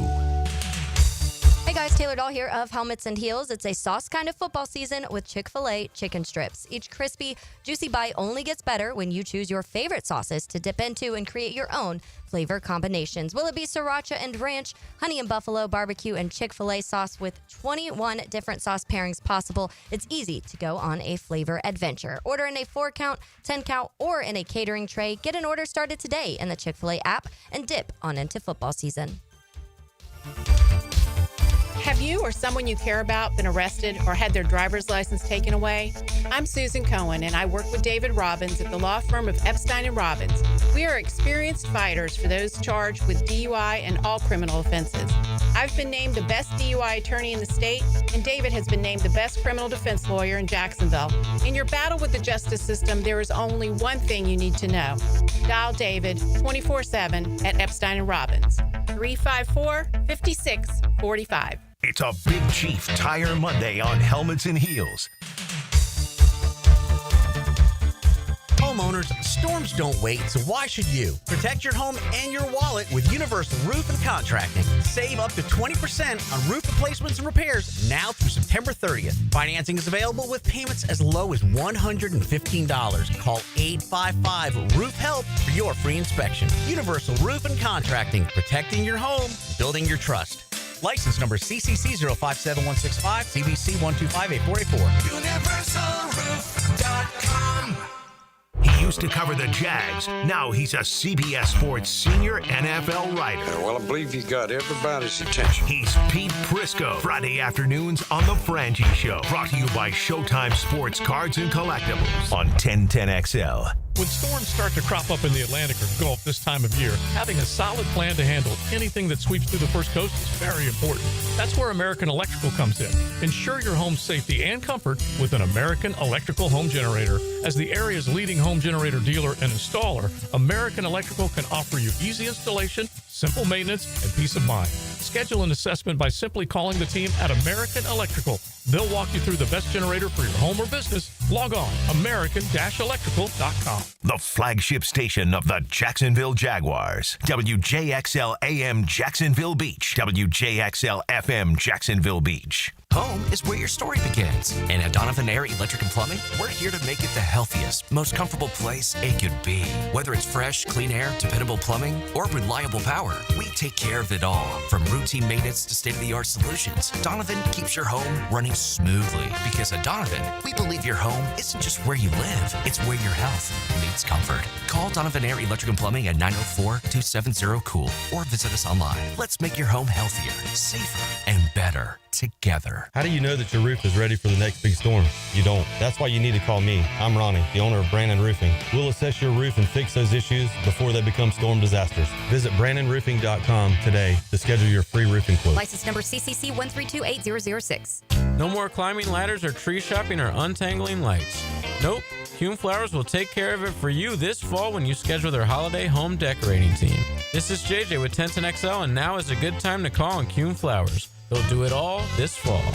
Attention men and women. If you would like to get your hair back, then you need to listen to some of our clients. John in Orange Park. IHRS showed me what was causing my hair loss and helped stop it. Call IHRS now at 904-777-IHRS. Find out how to grow your hair back with a free hair and scalp examination. Mike from Bay Meadows. I finally found the most experienced company who could restore my hair. Now I have hair where I had none before. Results guaranteed. Diane from Ponte Vedra. Now I have what lotions couldn't give me. Thick, beautiful hair. Find out why you're losing your hair and how to grow your hair back. Call 904-777-IHRS for a limited time free hair and scalp examination. Now my hair will grow for the rest of my life. Thanks, IHRS. Thank you, IHRS. Thanks, IHRS, for giving me my hair back. Hurry and receive a free hair and scalp examination and get 2 weeks of laser treatments for free. Call IHRS at 904-777-IHRS. That's 904-777-4477. HairForMe.com. I'm Max Fink with your 1010XL Southeast Orthopedic Specialist local sports update brought to you by TopDressing.com. The Miami Hurricanes put a halt to the USF Bulls' Cinderella story this weekend, handling them comfortably 49-12. That placed the Miami Hurricanes at number 4 in this week's AP poll, while USF drops out to unranked. Despite yesterday's 4-2 loss to Memphis, the Jumbo Shrimp win their series against the Redbirds 4-2. It's 82 degrees at 3 o'clock time and temp, brought to you by Bueller Air and Plumbing. Stay cooler with Bueller. 1010XL, presented by Farah and Farah, exclusive injury law firm of the Jacksonville Jaguars. Focused, fueled, fearless, Farah.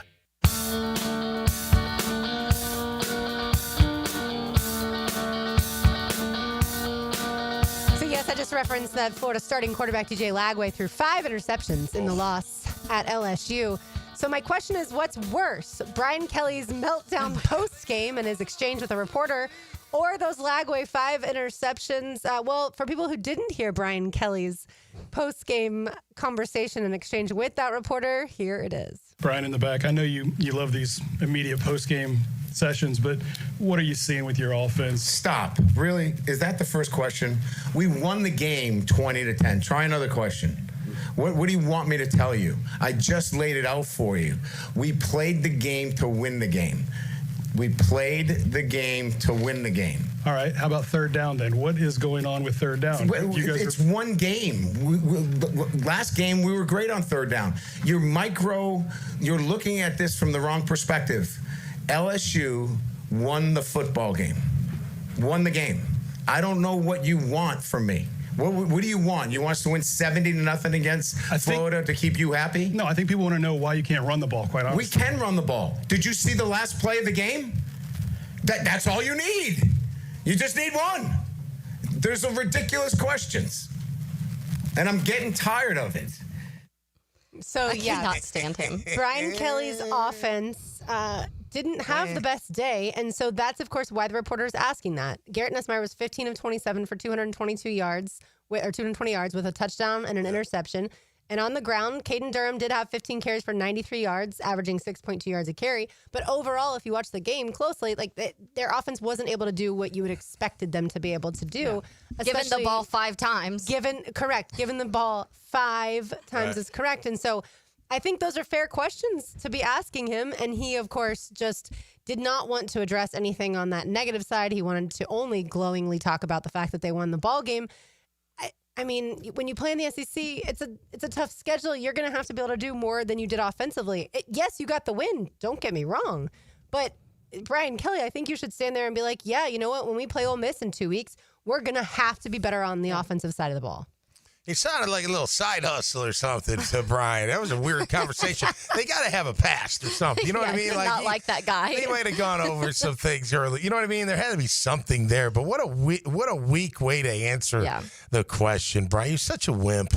You know, I'm not a big fan of his. The fake accent, the crying about can't recruit it. It's so stupid. You know what I mean? He's just a baby. Yeah, he is. He's just a baby. And I thought it was funny, the reporting. First it was third down, then it was this. He keeps just pushing more running things. the ball. Can you tell people why you can't run the ball? That was great. I like that he was pushing back. Yeah, I appreciate the reporter not cowering down and just letting Brian Kelly run all over him. Because there is a way you can answer that by saying, number one, just be like, we won. That's what our focus was on this week. But yeah, there's going to be things we're going to look at moving forward offensively. You're not good on, not saying he'll go into the rest, but you could have said that and left it at that. But that's not how Brian Kelly handles things. And also, you lost. I mean, you barely beat a Clemson team who right now kind of looks like a hot mess. It looks like Clemson are not very good whatsoever. And Florida is a hot mess. Florida's coach spiraling. on the biggest hot seat of all time. And then your other one was Louisiana Tech. So, and you could only put up 23, 20, and 17. That's your scores against teams right now, 2 that are looking terrible and 1 that is Louisiana Tech. Of course, that's going to be the question for teams of when Garrett Nussmeier also, by the way, was one of the quarterbacks talked about coming into this season as being the best returning quarterback in college football. And that's the performance you're getting out of him in a game where you're getting the ball 5 extra times. You're getting, here, take it, score again. Right. And only winning by 10. Right. Your offense struggling. I thought and it was at home, under the lights. Death Valley is a ridiculously hard place to play. You also had 7 penalties for 68 yards. Like, the reporter could have gone into that. Going. Yeah. What about the penalties? Yeah, right. This is a Florida team that was obviously imploding on itself. Mm-hmm. Like, coming into the game, a lot of people thought, well, maybe, like I saw on SEC Nation, Tim Tebow was like, I think this is going to galvanize them.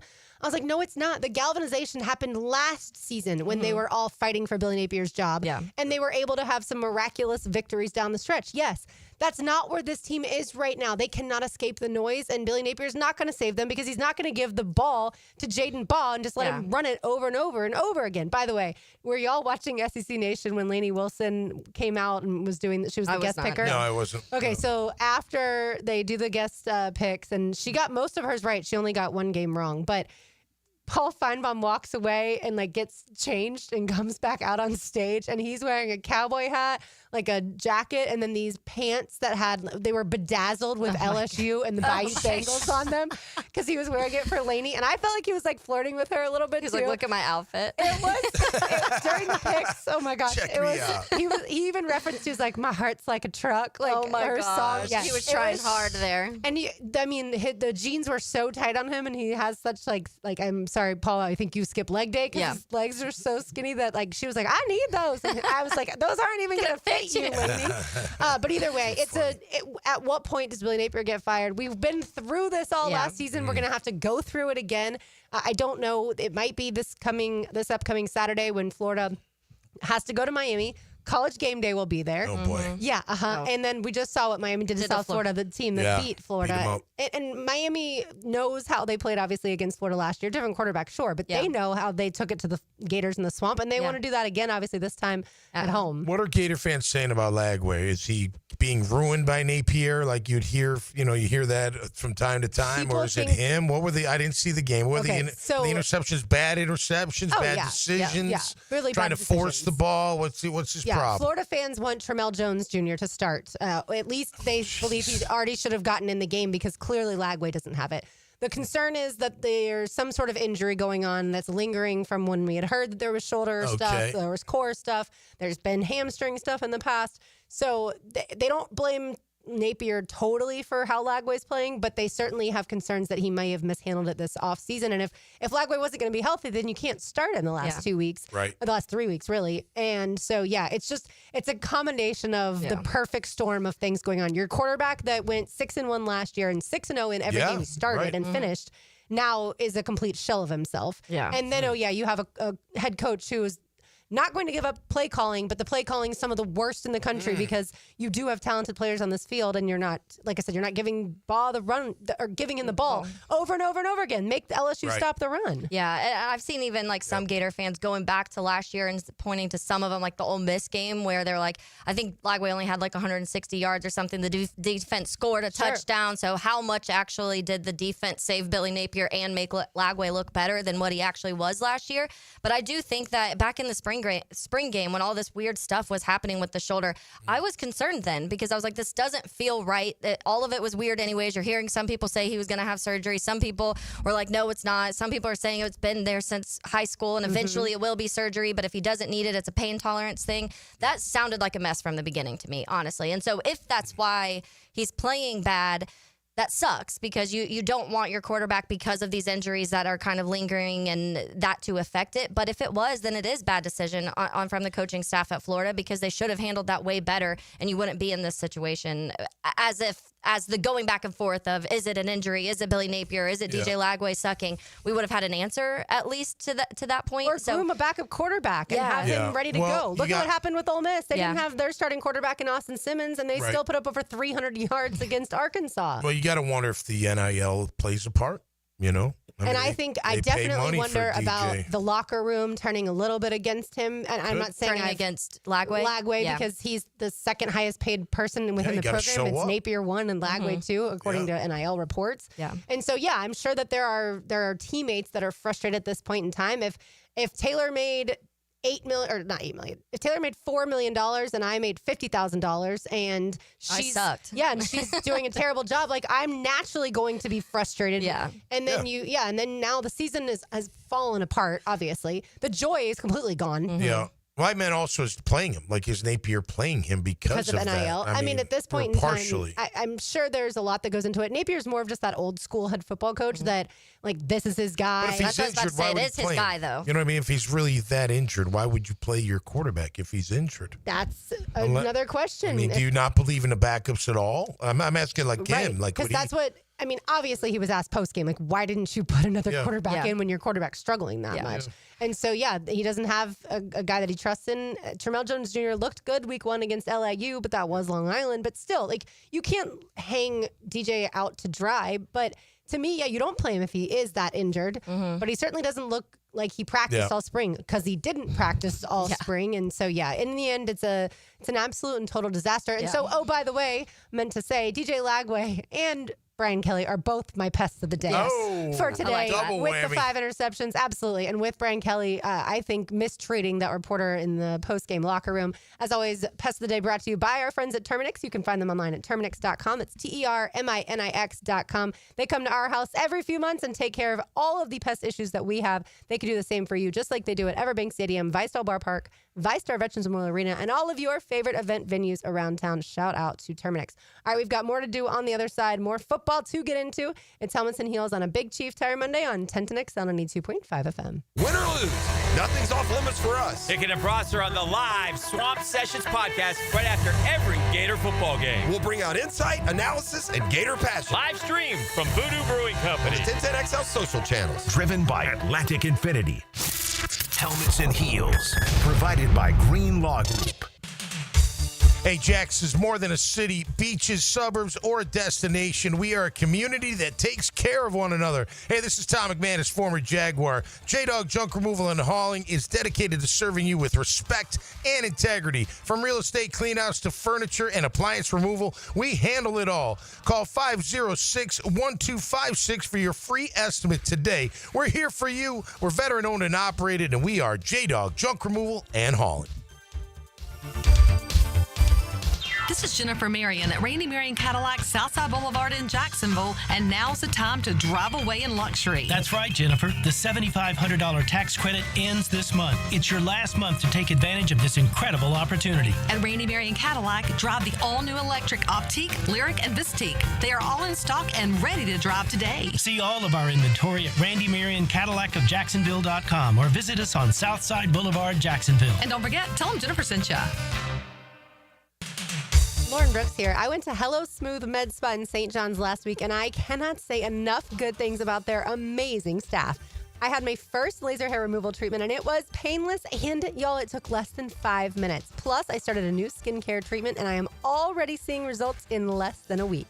With over 10 years in the community, 400 5-star reviews, and the latest technology, their team makes smooth, stubble-free skin so easy. Packages include 9 sessions, and you will see results so quickly. Right now, enjoy 50% off laser hair removal packages.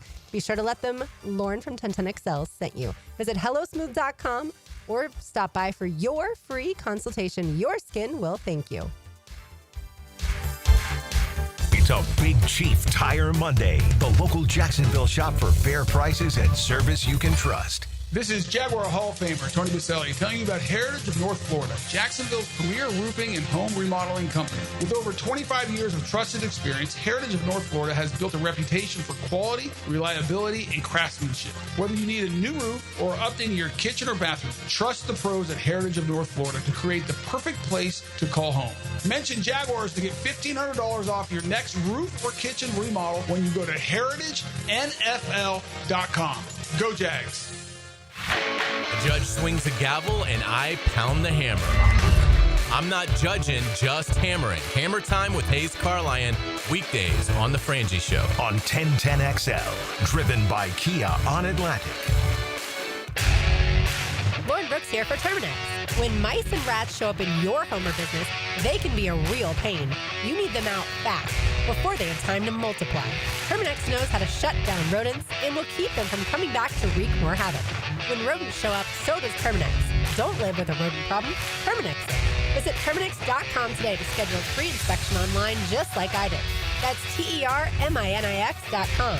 TERMINIX.com. This is Mike Lynch, PGA Golf Professional. Take it from me. If you're dealing with an orthopedic issue, talk to the doctors at Southeast Orthopedic Specialists, where you're treated like a pro. This is Dr. Kevin Murphy with Southeast Orthopedic Specialists, where athletes are treated like pros.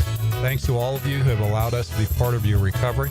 Call us at Southeast Orthopedic Specialists if you ever have a need. Relieve pain and get back to life. Southeast Orthopedic Specialists. Frank Frangie telling you about Awaken 180. You know, my daughter has done so well. I'm so proud of Amber. Can you believe she's lost 50 pounds in 2 months? And she's really proud of that. You can as well. Call 844-346-1800 or awaken180weightloss.com. To get this thing unwrapped here. Duval!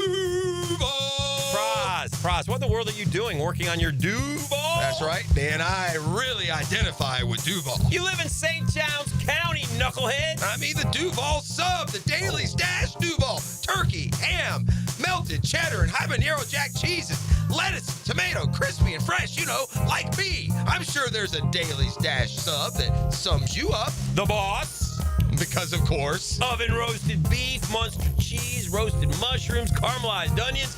It's the boss of all subs. Only available for me. That's just not true. What do you mean? I walked in the other day, screamed, "You know it!" and said, "A boss for a boss." Well, no matter who you are, there is a Daily Stash sandwich or sub for you. Go find yours. They may even make you a boss. I'm sure they will, because it is Daily Stash. Where more is better. And you got that right.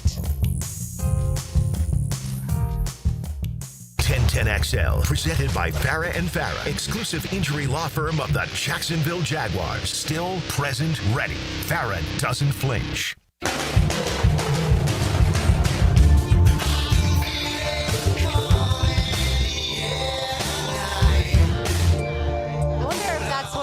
Deshaun Foster and Brent Pry were feeling this weekend. I can feel it coming in the air tonight after their teams fell to 0-3, and both coaches were fired. That's right, head coach of UCLA, where a certain quarterback left from Tennessee to go to UCLA, and Nico Iamaleava.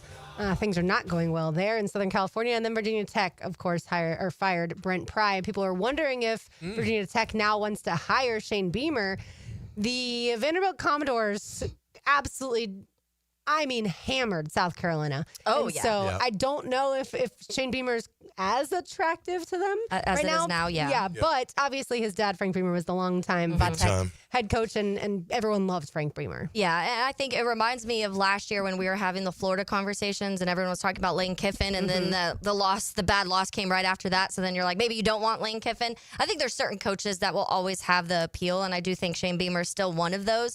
But the South Carolina team right now is interesting because it's somebody that not saying anybody was like they're winning the national championship, but people were high on Norris. They were really high on the defense. There was a lot of factors of that team that people thought they were going to be competitive. And then a game like that really makes you question the coaching, and that's when those question marks start coming around those guys. And like Lenora Sellers, we talked about him getting an $8 million offer this offseason to go play somewhere else potentially, and he's clearly not playing well. Take the money and run. That's what I was wondering. Like, should he have taken the money? Yeah. Now UCLA, it's amazing to me that they're not a top program like they used to be. You know, I mean, USC, UCLA, they should be.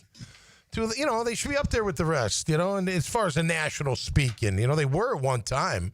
I mean, UCLA used to be one of the coveted schools to want to go play ball at. The I'm going way back, Terry Donahue era. But man, you'd think that would be one of those jobs that people would want. Southern Cal, I don't know how well funded they are. You'd think they'd be funded pretty well. I think Southern Cal's well funded. I don't know about UCLA's football program. Yeah. Well, I have a friend whose brother plays for UCLA, and I was talking to him Friday night. And Friday night, he was filling me in on some of the drama that had been going on for the 2 weeks, like players leaving in the middle of meetings, just walking out on the coach in the middle of meetings, and some of them frustrated because certain guys are getting paid X amount of money who aren't playing well, and so those players now have started being like, well, I don't want to play. Why am I going to put my body on the line if this guy's getting paid X amount? I'm sure that's Nico, I'm sure. And there was no names dropped, but I'm sure that's a part of that conversation for some of these guys being frustrated.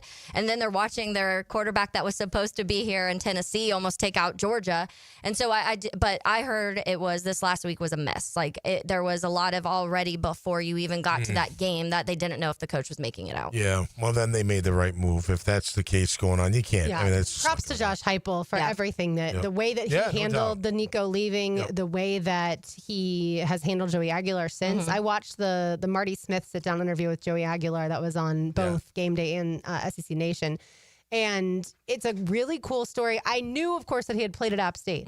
I didn't know what had happened in his life prior to that. And in the world of college football, he almost gave up. He started at a community college, and he was taking a train from where he lived to San Francisco, 90 minutes each way. Whoa. He said he would get up at like 4:30 in the morning, be there by like 6 a.m., and then not get home again until like 9 p.m. And eventually it was just, too much and wearing him down. Well, then the COVID season canceled all of football. So then he was left without a team. And so that's when he really thought, well, I'm just going to give up this sport. It's just not meant to be.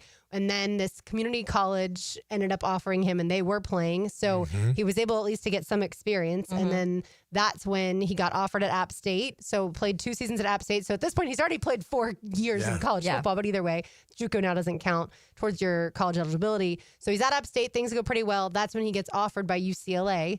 Moves once again cross country to UCLA, and then most people know this part of the story, obviously. That's when Nico ended up being in the transfer portal. He finds out Nico's coming to his school, so then that's when, of course, Josh Heupel contacted him because Josh Heupel was familiar with what he did in Boone, North Carolina. And now he ends up there, and like you mentioned, almost beat a Georgia team.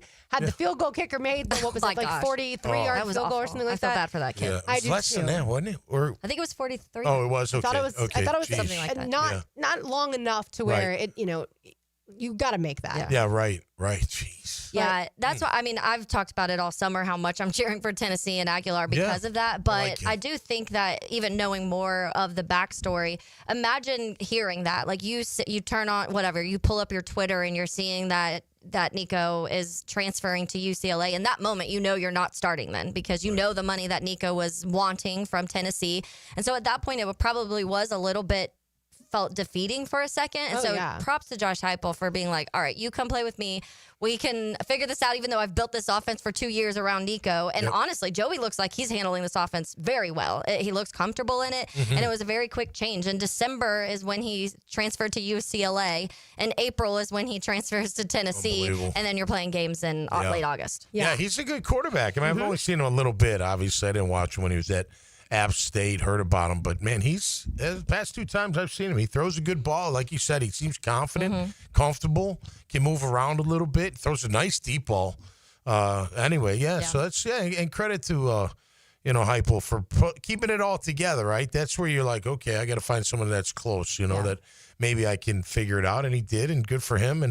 And now they're in a good spot. That was a great game. I did watch a good part of that game. Max Gilbert's the field goal kicker. And it was a 43-yarder. But some people... That thing went to the stadium next door. I know, it was so far wide.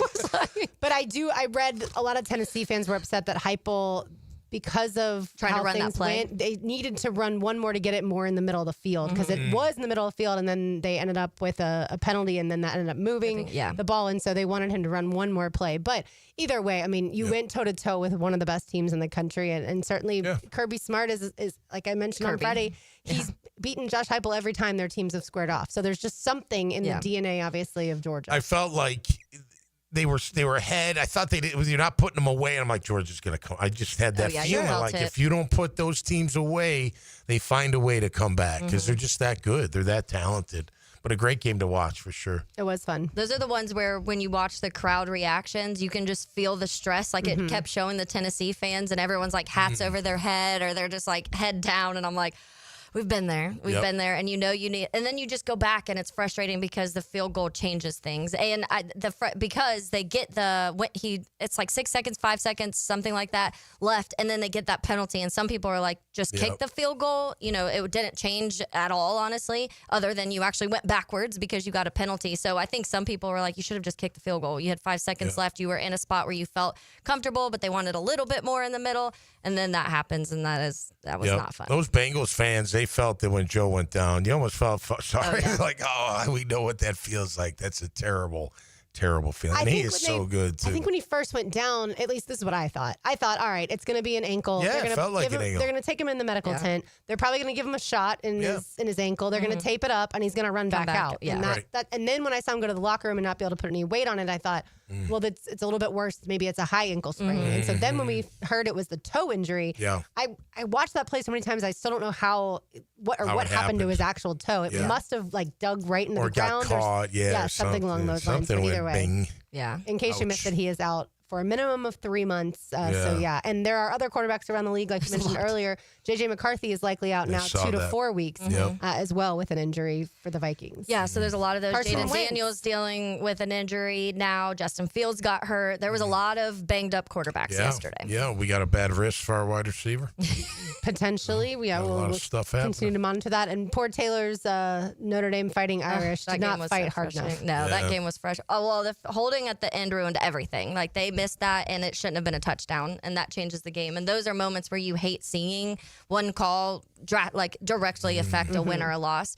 But it was a good game. I mean, if you were somebody who wasn't a fan of either of those, it was an exciting game. It was back and forth. I mean, a 41-40 score, and it felt pretty back and forth for the majority. Early on, Notre Dame went up, but then it was pretty much Texas A&M right back into it. But the one concern I had about this Notre Dame team coming into this season was the defensive line, and that's showing. They're getting run all over both weeks so far, and you're not going to be able to do much if you can't stop the run at all, and they just can't. They're Swiss cheese out there right now. It's a dagger. I mean, it just takes the wind right out of your sails. It's hard to stop. It keeps going, and then you just feel like less of a man. It's terrible.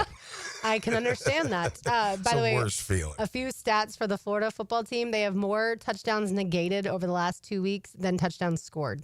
Wow. 3 touchdowns negated, 2 touchdowns scored. They have way more picks than they do touchdowns. Also true. They have only 2 sacks. Rub it in, Taylor. That's true.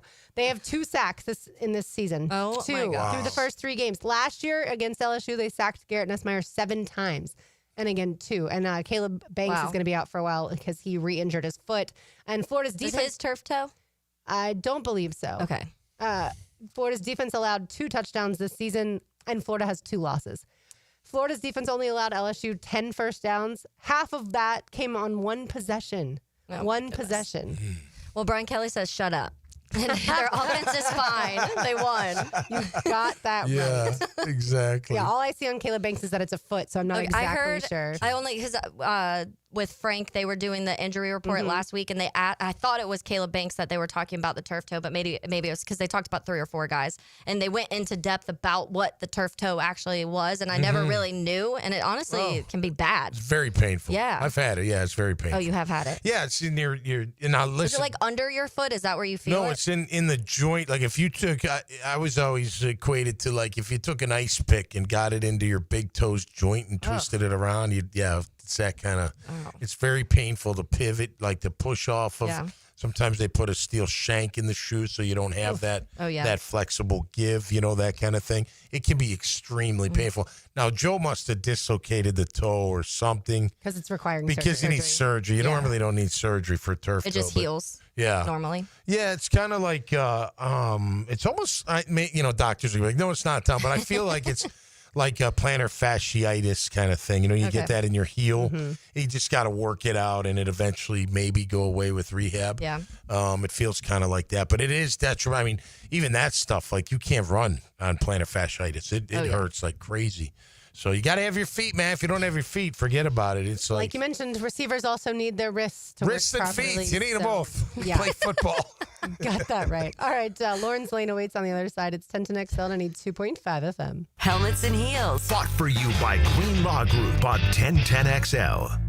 Every game is a story. And the game is tied. Every play is a moment waiting to happen. We're going to overtime. Your home for the most play-by-play is 1010XL. Yo, it's your main man, E to the T here with a quick message from Twin Peaks. Did you know that Thursday, September 18th is National Cheeseburger Day? Let's celebrate with a seasoned smash and seared to-order cheeseburger, topped with your choice of cheese, and pair it with a 22-ounce Coors Light or Miller Lite all day long. Not in a drinking mood? Grab a cheeseburger and pair it with a tea or a soda. Say hello to one of our favorite holidays at Twin Peaks on Atlantic and Kernan. Twin Peaks. Eat, drink, scenic views. Come on, somebody. Big Chief Tire Monday on Helmets and Heels. When you're faced with damage in your home from water, fire, or mold, you need a team with the expertise to fix it right. Rest-A-Pros! A locally owned, nationally backed franchise that's here to help you when you need them. A team that does it right the first time. Rest-A-Pros! Remember, you don't have to use the insurance company's preferred contractors. Get it done right by a licensed professional you can trust. Call 904-201-9151 or go to RestaProsNEFlorida.com. That's RestaProsNEFlorida.com. Rest-A-Pros! It's the start of our favorite season in Jacksonville, football season. Let's get hyped and let's get the home in tip-top shape and let's get that house zero-resified. Carpets, tile, rugs, upholstery, hardwood, they'll take care of you. Call the folks at Zero Res right now, 287-5727. Ask for the 1010 XL special. Get your 3 rooms of carpet cleaned at $139 plus a 4th room free. Zero Res. Spell it forwards or backwards. It spells the same. Zero Res. Zero Res. This is Josh Woolsey with Woolsey Morecambe. When deciding what lawyer to trust with your car accident or injury case, the most reliable way is reviews and results. You want to be treated well, and you want a great result. Woolsey Morecambe's reviews speak for themselves, and I challenge any firm to compare results. We offer the resources of a large law firm and the customer service of a boutique practice. If you want to be treated right and want great results, call Woolsey Morecambe at 1-800-WOOLSEY and take the fear out of the fight. Offices, Jacksonville. Right now, they're on their way to disrupt your life, make you uncomfortable, and rob you. Don't bother calling the police. They can't help. That's right. Summer heat and humidity are about to attack North Florida again. You know what to do. Call Mike Merritt. Mike Merritt's Heating and Air has a license to chill. When heat and humidity are attacking you, Mike Merritt provides a comfortable chill at a bargain price. Mike has been keeping North Florida comfortable for 30 years. Mike Merritt technicians are never paid commissions, meaning you'll never be pressured to buy something you don't need. And Mike Merritt knows cooling issues can arise anytime. They don't just happen during business hours. So Mike Merritt never charges overtime fees. When you need us, we're here for you. Remember, in the fight against heat and humidity, Mike Merritt has a license to chill. Visit merrittair.com. Florida license number CACO 50384.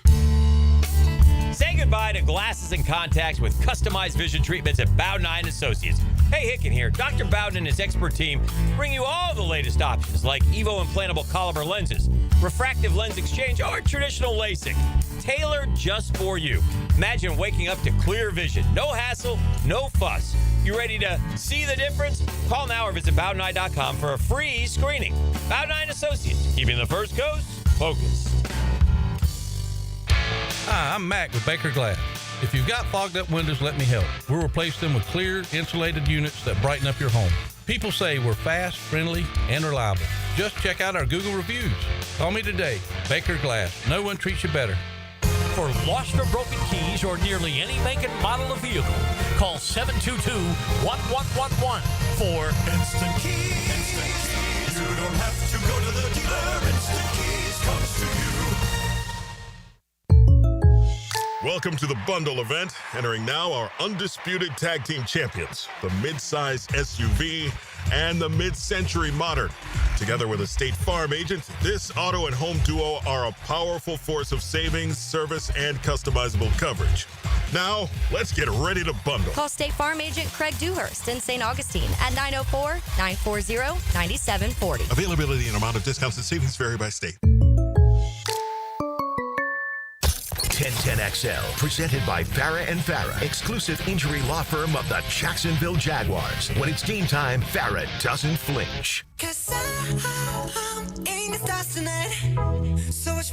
don't know if we're trying to cheer you up on this Big Chief Tire Monday or if we're just trying to really dive deep into this Jags-Bengals. Jags lost 31-27 to the Cincinnati Bengals. But here's something that I thought of during yesterday's game, and it comes in the form of a Lawrence Lane. Now, Lawrence Lane, driven by Mazda at the Avenues.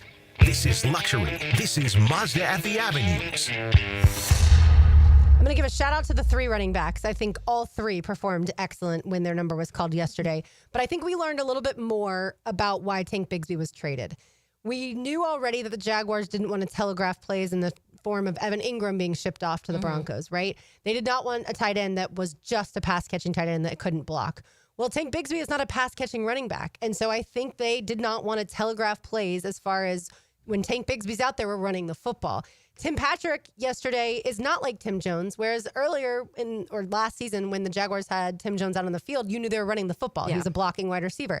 Tim Patrick yesterday, yes, was a blocking wide receiver, but at times he also was targeted. So I think they want to make sure that they have players that are versatile and are not telegraphing what they want to do offensively. I mean, listen, no disrespect to Tim Patrick, but I want to see my star players out there all the time, and they weren't out there all the time. You know what I mean, on offense. He's a big dude that can block. I know they gave him a shot on that 1-7 route.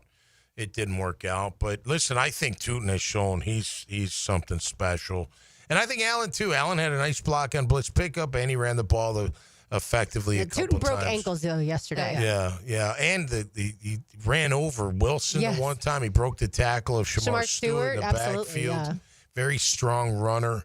Showed that he can catch that screen. Man, when he hits the gear, you can see it. I mean, you can absolutely see it. So we'll see more of Bayashil Tootin, and we should. He deserves more opportunity. And I thought ETN was good, too. By the way, the touchdown ETN, that was clever. You throw it, it's funny. I said this on my podcast. I'm like, if I'm defending Liam Coen's defense, motion has a lot to do with everything. And I don't know if the tendencies, but it just, that was brilliant. Like, there's 4 over there. He motions in.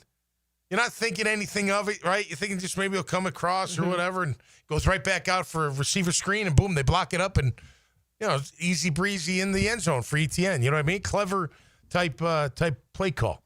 But ETN had a good day too. Yeah. So overall, the backs and our DNs really got after it yesterday. I think. I think that's where if you are trying to be optimistic, that's where you have faith in this offense, is because the play designs, and if these players yesterday executed, they win the game easily. Like, they could have won by 2 touchdowns if they executed some of those plays that were, I think, well designed. Yeah.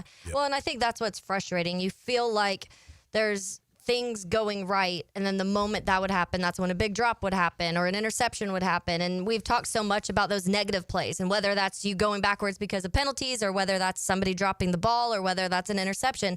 You need less of those, and that's something that has just lingered in Jacksonville. I remember someone tagged us, Lauren, in this on Twitter, where it was during the Buffalo game last year. They put the stat popped up where it was Trevor Lawrence's receivers leads the NFL in the last 4 years with drop passes. And it was 108 drop passes, and that was at the Buffalo game last year. So probably add another 10 or 12 since that game happened. You can't the Jaguars have multiple drops, obviously, this season. Yeah, you can't let that happen. And that's, I think, on multiple people. Is that on the quarterback? Yeah, I think it's a lot. I think there's multiple reasons for that. But when it comes to the run game, the Jags lead the league right now in rushing yards. And so that is something that you are excited about, because it's something that you couldn't do last year. One of the things that said you want the focus to be the offensive line getting better so that you can run the ball and there's not so much pressure on Trevor. Unfortunately, that didn't directly correlate. There were still mistakes made in turning the ball over. But still, that is one thing that I think we can say, okay, this is something that's greatly improved and very quickly, and with multiple backs. I think there was moments yesterday. There was one of the runs with Travis Etienne where I was like,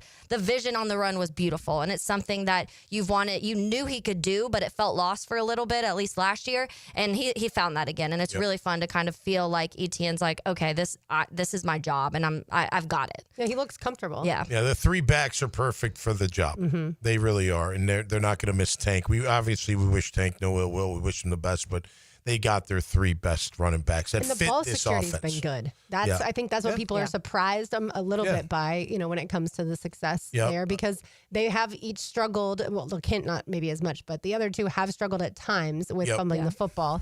Bayshall, obviously, in college, not at the NFL level yet. Yeah, Tootin and did Etienne miss in the first year. Sorry, I didn't want to cut you off. I was going to say Tootin did miss a pass block late in the game that affected the throw. Other than that, he was really good. Allen, same. He blocked it up. He actually blocked pretty well. And he ran well. I thought Allen, he hit a 9-yard run in there right up the middle, kind of tough running, tough sledding. So, yeah, I mean, look, they're not far off. They made mistakes. Look, I do think on the throw, timing has got to still be improved. I think part of the problem is timing, and I think part of it with Brian Thomas's timing as well. And I think that's got to get better from both. And I agree with you. Put them in a room and work it out, because they could be really good together, and very dynamic. I want to see more Travis Hunter involved in the offense. I do. I want to see him down the field more. I think aside from Hendrickson, and they were critical plays, Trevor had a nice pocket. Wasn't like, running for his life or getting killed. There were a couple drives where he had tons of plenty of time. Nice pocket, nice clean pocket. It's like, I haven't seen this in a minute. Yeah. But to your point, the penalties, there's even though several were declined, those are still completely self-inflicting wounds and something they have talked about for so long. We talked about in training camp. There was one practice that after the first preseason game, they took it all the way back down to the fundamentals and alignment, assignment. It sounds like looks like they need to do that a little bit more this week too, because of all those illegal shifts yesterday. They have to know where they need to be. Yeah. On the positive side, health-wise, it was good to see Mason Smith active and play in the game. And then also Cole Van Lanen. I noticed him playing on special teams. Both obviously were not playing last week. And I guess, look, they put Saunders inactive. Yeah, Colin Saunders was inactive. They weren't running. He tweeted out LOL before the game. I saw that. So immediately you wonder, is there an attitude issue there? Hopefully not. He probably ticked off he's not playing. I would be, But would you have taken to social media and said LOL? Probably. It's today's weird. It's just weird today. You know what I mean? It's almost like a part of communication. Because you could also, with an LOL, he could just be like, the team could be like, why'd you say that? And he'd be like, it wasn't about you. What are you talking about? Yeah, I'm laughing because I'm going to be sitting on my couch and you're paying me, I don't know, $100,000. I just got money and I don't have to play for you guys. I mean, I'm assuming he was in Cincinnati, right? Like, I'm assuming he would have made the trip. Yeah, I would imagine he made the trip and then just became inactive. Yeah, we'll see what they do this week as the Jaguars play host to the Texans. I do think on Sunday, Everbank Stadium is going to be fuller than it was against the Panthers. I think this in-division team, with a little bit of the history that's been happening and with how important this game is for this team, that's at least what I predict. We shall see. Must win? I hate to label it that yet, but this is a massive game. I already said week 1 was must win. Well, it's like every week you have to win. I can't say this week 3 is must win, but I understand where you feel that. All right, we've got one segment to go here on a Big Chief Tire Monday. You can find them online, wekeepjacksrolling.com, or at one of their 6 locations around Jacksonville. They are such a great family, the Parman family. They'll take care of you just like they take care of my vehicle. It's 10 to Next on 92.5 FM. Helmets and heels. Backed by Green Law Group on 1010XL. Frank Frangie here. It's always truck season at Nimnick Chevrolet. Well, this month, you can save up to 20% off a new Silverado or get financing rates as low as 0%. Unlike most dealerships, Nimnick Chevrolet has the largest inventory on the ground, ready for you to explore. With their extensive selection, you're sure to find your perfect truck at Nimnick. So shop online at nimnickchevy.com or visit the dealership at Park and Cassett. Who's got more new Chevrolets at the best prices? Nobody but Nimnick. Chevrolet. Together, let's drive. Lauren Brooks here for Terminix. When pests invade your home or business, you don't just need them out, you need them out fast. And you need to keep them out. At Terminix, they will show up for you and eliminate pests quicker, just like they did at my house, because they care about what matters most to you. When pests show up, so does Terminix. So don't live with a pest problem, Terminix it. Visit Terminix.com today to schedule a free inspection online. That's TERMINIX.com. It's a Helmets and Heels Big Chief Tire Monday. It's tune-up time, and Florida Home AC, the official AC partner of the Jaguars, wants to partner with you for a cool summer season. Tune up your AC unit right now so it's running at peak performance when you need it most. Just call 777-4300 and order a tune-up for just $59. Keep your unit humming at optimal level. Log on to FloridaHomeAC.com and take advantage of their savings. Keep cool with Florida Home AC. That's 777-4300. Are you 18 years or older, just got married, just got divorced, or have children? Listen up. Have you done your last will and estate planning? If you have questions, call Matt Hinson with the Hinson Law Firm. Reach him at 527-1700. Office is Jacksonville, Florida. And don't let the state decide your fate. This is Mike Lynch, PGA Golf Professional. Take it from me. If you're dealing with an orthopedic issue, talk to the doctors at Southeast Orthopedic Specialists, where you're treated like a pro. This is Dr. Kevin Murphy with Southeast Orthopedic Specialists, where athletes are treated like pros. Thanks to all of you who have allowed us to be part of your recovery. Call us at Southeast Orthopedic Specialists if you ever have a need. Relieve pain and get back to life. Southeast Orthopedic Specialists.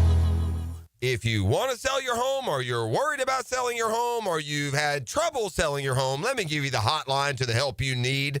That's the hotline to Chad and Sandy. 904-414-6200, chadandsandy.com. Area homes are selling, but you got to get the right price, and you need the right marketing, the proven systems. Chad and Sandy hit every base for you. Need to sell now? Instant offers coming. Fast, easy, stress-free. You want max price? Chad and Sandy bring your home to market with unmatched exposure, whether you're buying or selling. Fast or max cash, Chad and Sandy have the proven plan guaranteed. And how about this promise? Chad and Sandy guarantee your home sold at an agreed-upon price and deadline, or they will buy it. No required costly repairs. They are the real estate experts you can trust. So call them today at 904-414-6200 or go to chadandsandy.com. That's Chad, A-N-D, Sandy.com.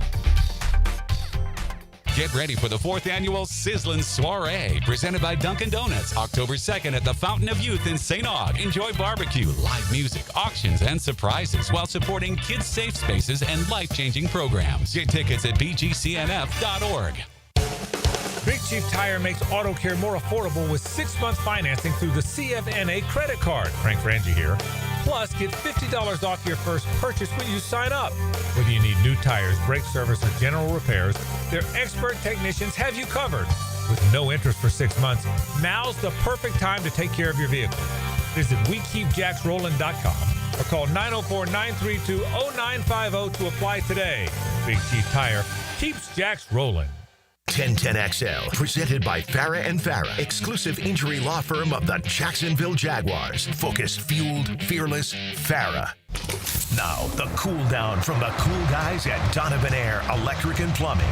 Fast, reliable, and honest service since '87.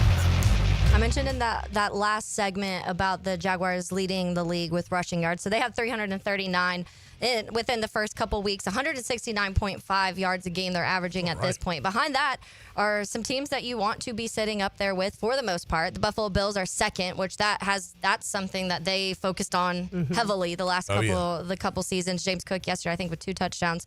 But they have 332, so just behind the Jags when it comes to the total rushing yards. And then behind that is the Colts, so that's probably the one you don't really want to see, but maybe expect with Jonathan Taylor.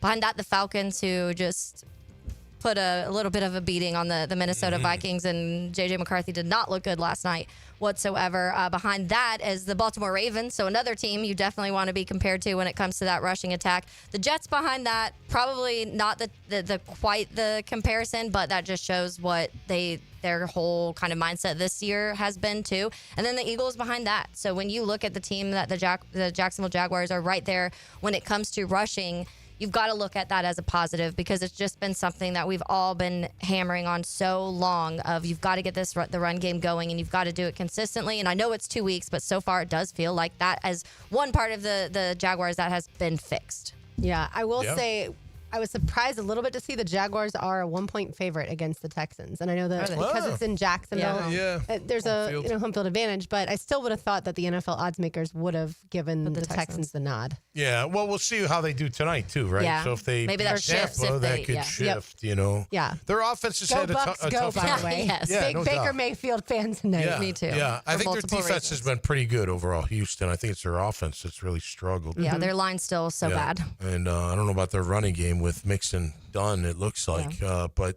listen, they're still going to be a tough out. It'll be a physical game. It'll be, they always are in, rivalry type games. So it should be fun. We just got to have a packed house and limit mistakes, limit penalties, and make catches when they count. Yeah. As a reminder, Tom, you have the Chargers tonight, 3.5 point spread over the Raiders. So 3.5 point favorites over the Raiders. And Taylor has the Bucks and beating the Texans, because the Texans are 2.5 point, or covering the spread. The Texans are 2.5 point favorites. So Bucks on the road. Go Bucks. I have gotten one game so far wrong in the last 2 weeks. It was the Jaguars. I got to go 5-0 last week, pure luck. And this week I went 4-0, again, pure luck. The one game I've gotten wrong, the Jaguars. And they came so close to covering the spread. Had they kicked that field goal, too, then all three of us would have been right on the Jags covering the spread. So 4-1. What was your wild card again? I had Oklahoma beating Temple by 22.5 points. And that one, they beat them by a lot. That one was easy. Beat down. It sure was. John Mateer looked really good. All right, let's say hello to the Fringe Show. Now, the 2-minute drill is driven by nobody but Nimnik. Nimnik Chevrolet on Cassett Avenue and Nimnik Buick GMC on Phillips Highway. Hayes, as Josie calls you embedded and shredded, you are certainly someone that is very close to this Jaguars organization. Had you heard anything about a wrist injury for Brian Thomas Jr.? No, it's a head coach trying to give his guy a little bit of an out, but he shouldn't be giving it to him. It's one thing to drop passes. That's going to happen. These guys aren't robots. CeeDee Lamb cost Dallas their opener against Philadelphia with 3 drops, but they weren't timid drops. Right. Like, he just dropped the ball, but he was fighting. Brian Thomas Jr. looked like he wanted to be anywhere except Cincinnati, Ohio, playing a football game yesterday. And I just don't know how you look your offensive lineman in the face. You know, these guys who are in car crashes every play that, you know, constantly have running backs and linemen getting thrown into their legs. They don't play scared. Look at his teammates that play defense, where every play they know you've got to bring incredible contact to do your job. How he could shrink multiple times in a game, it's inexcusable. It's one of the most glaring bad games I've seen a Jaguar have, and we know he's got talent. We've seen it. He was 3rd in the NFL in receiving yards last year. And again, anyone's going to drop passes, but you can't give that kind of effort. Not when the other guys on the roster have poured everything into this and it's their career. And we know how the NFL works. You win games, players get paid. It all goes hand in hand. And I was shocked at how, he cost him the game. De'Ami Brown had a bad drop, but De'Ami Brown gives great effort. De'Ami Brown, without the ball in his hands, Liam Coen praised him last week. You know, when he doesn't have the ball in his hands, his effort is incredibly impressive. Brian Thomas Jr. is one-handing balls left and right and shrinking. I don't know how many times I saw his head go into his shoulders like a turtle because he was afraid he was going to get hit. This is the NFL, man. This is what you've signed up for. And if he's hurt, take him off the field. Forget that you're letting down, the fans, but, what about your coaches and your teammates? These are your friends. I can't believe that he played the way he played. You think the 4th and 5 was timid? Yes. Like, really? Yeah. He looked up. Well, he was looking to make a play. I think he took his eye off the ball. Well, yeah. And I could maybe excuse that if there wasn't, the one that got picked, the one in the back of the end zone, where he just kind of puts his head up, hand up, and ducks. Kind of a bad throw, but whatever. I just think you got to attack the ball. He had a bad day. You just don't see that effort with the other, really any receiver in the NFL, but certainly the elite ones.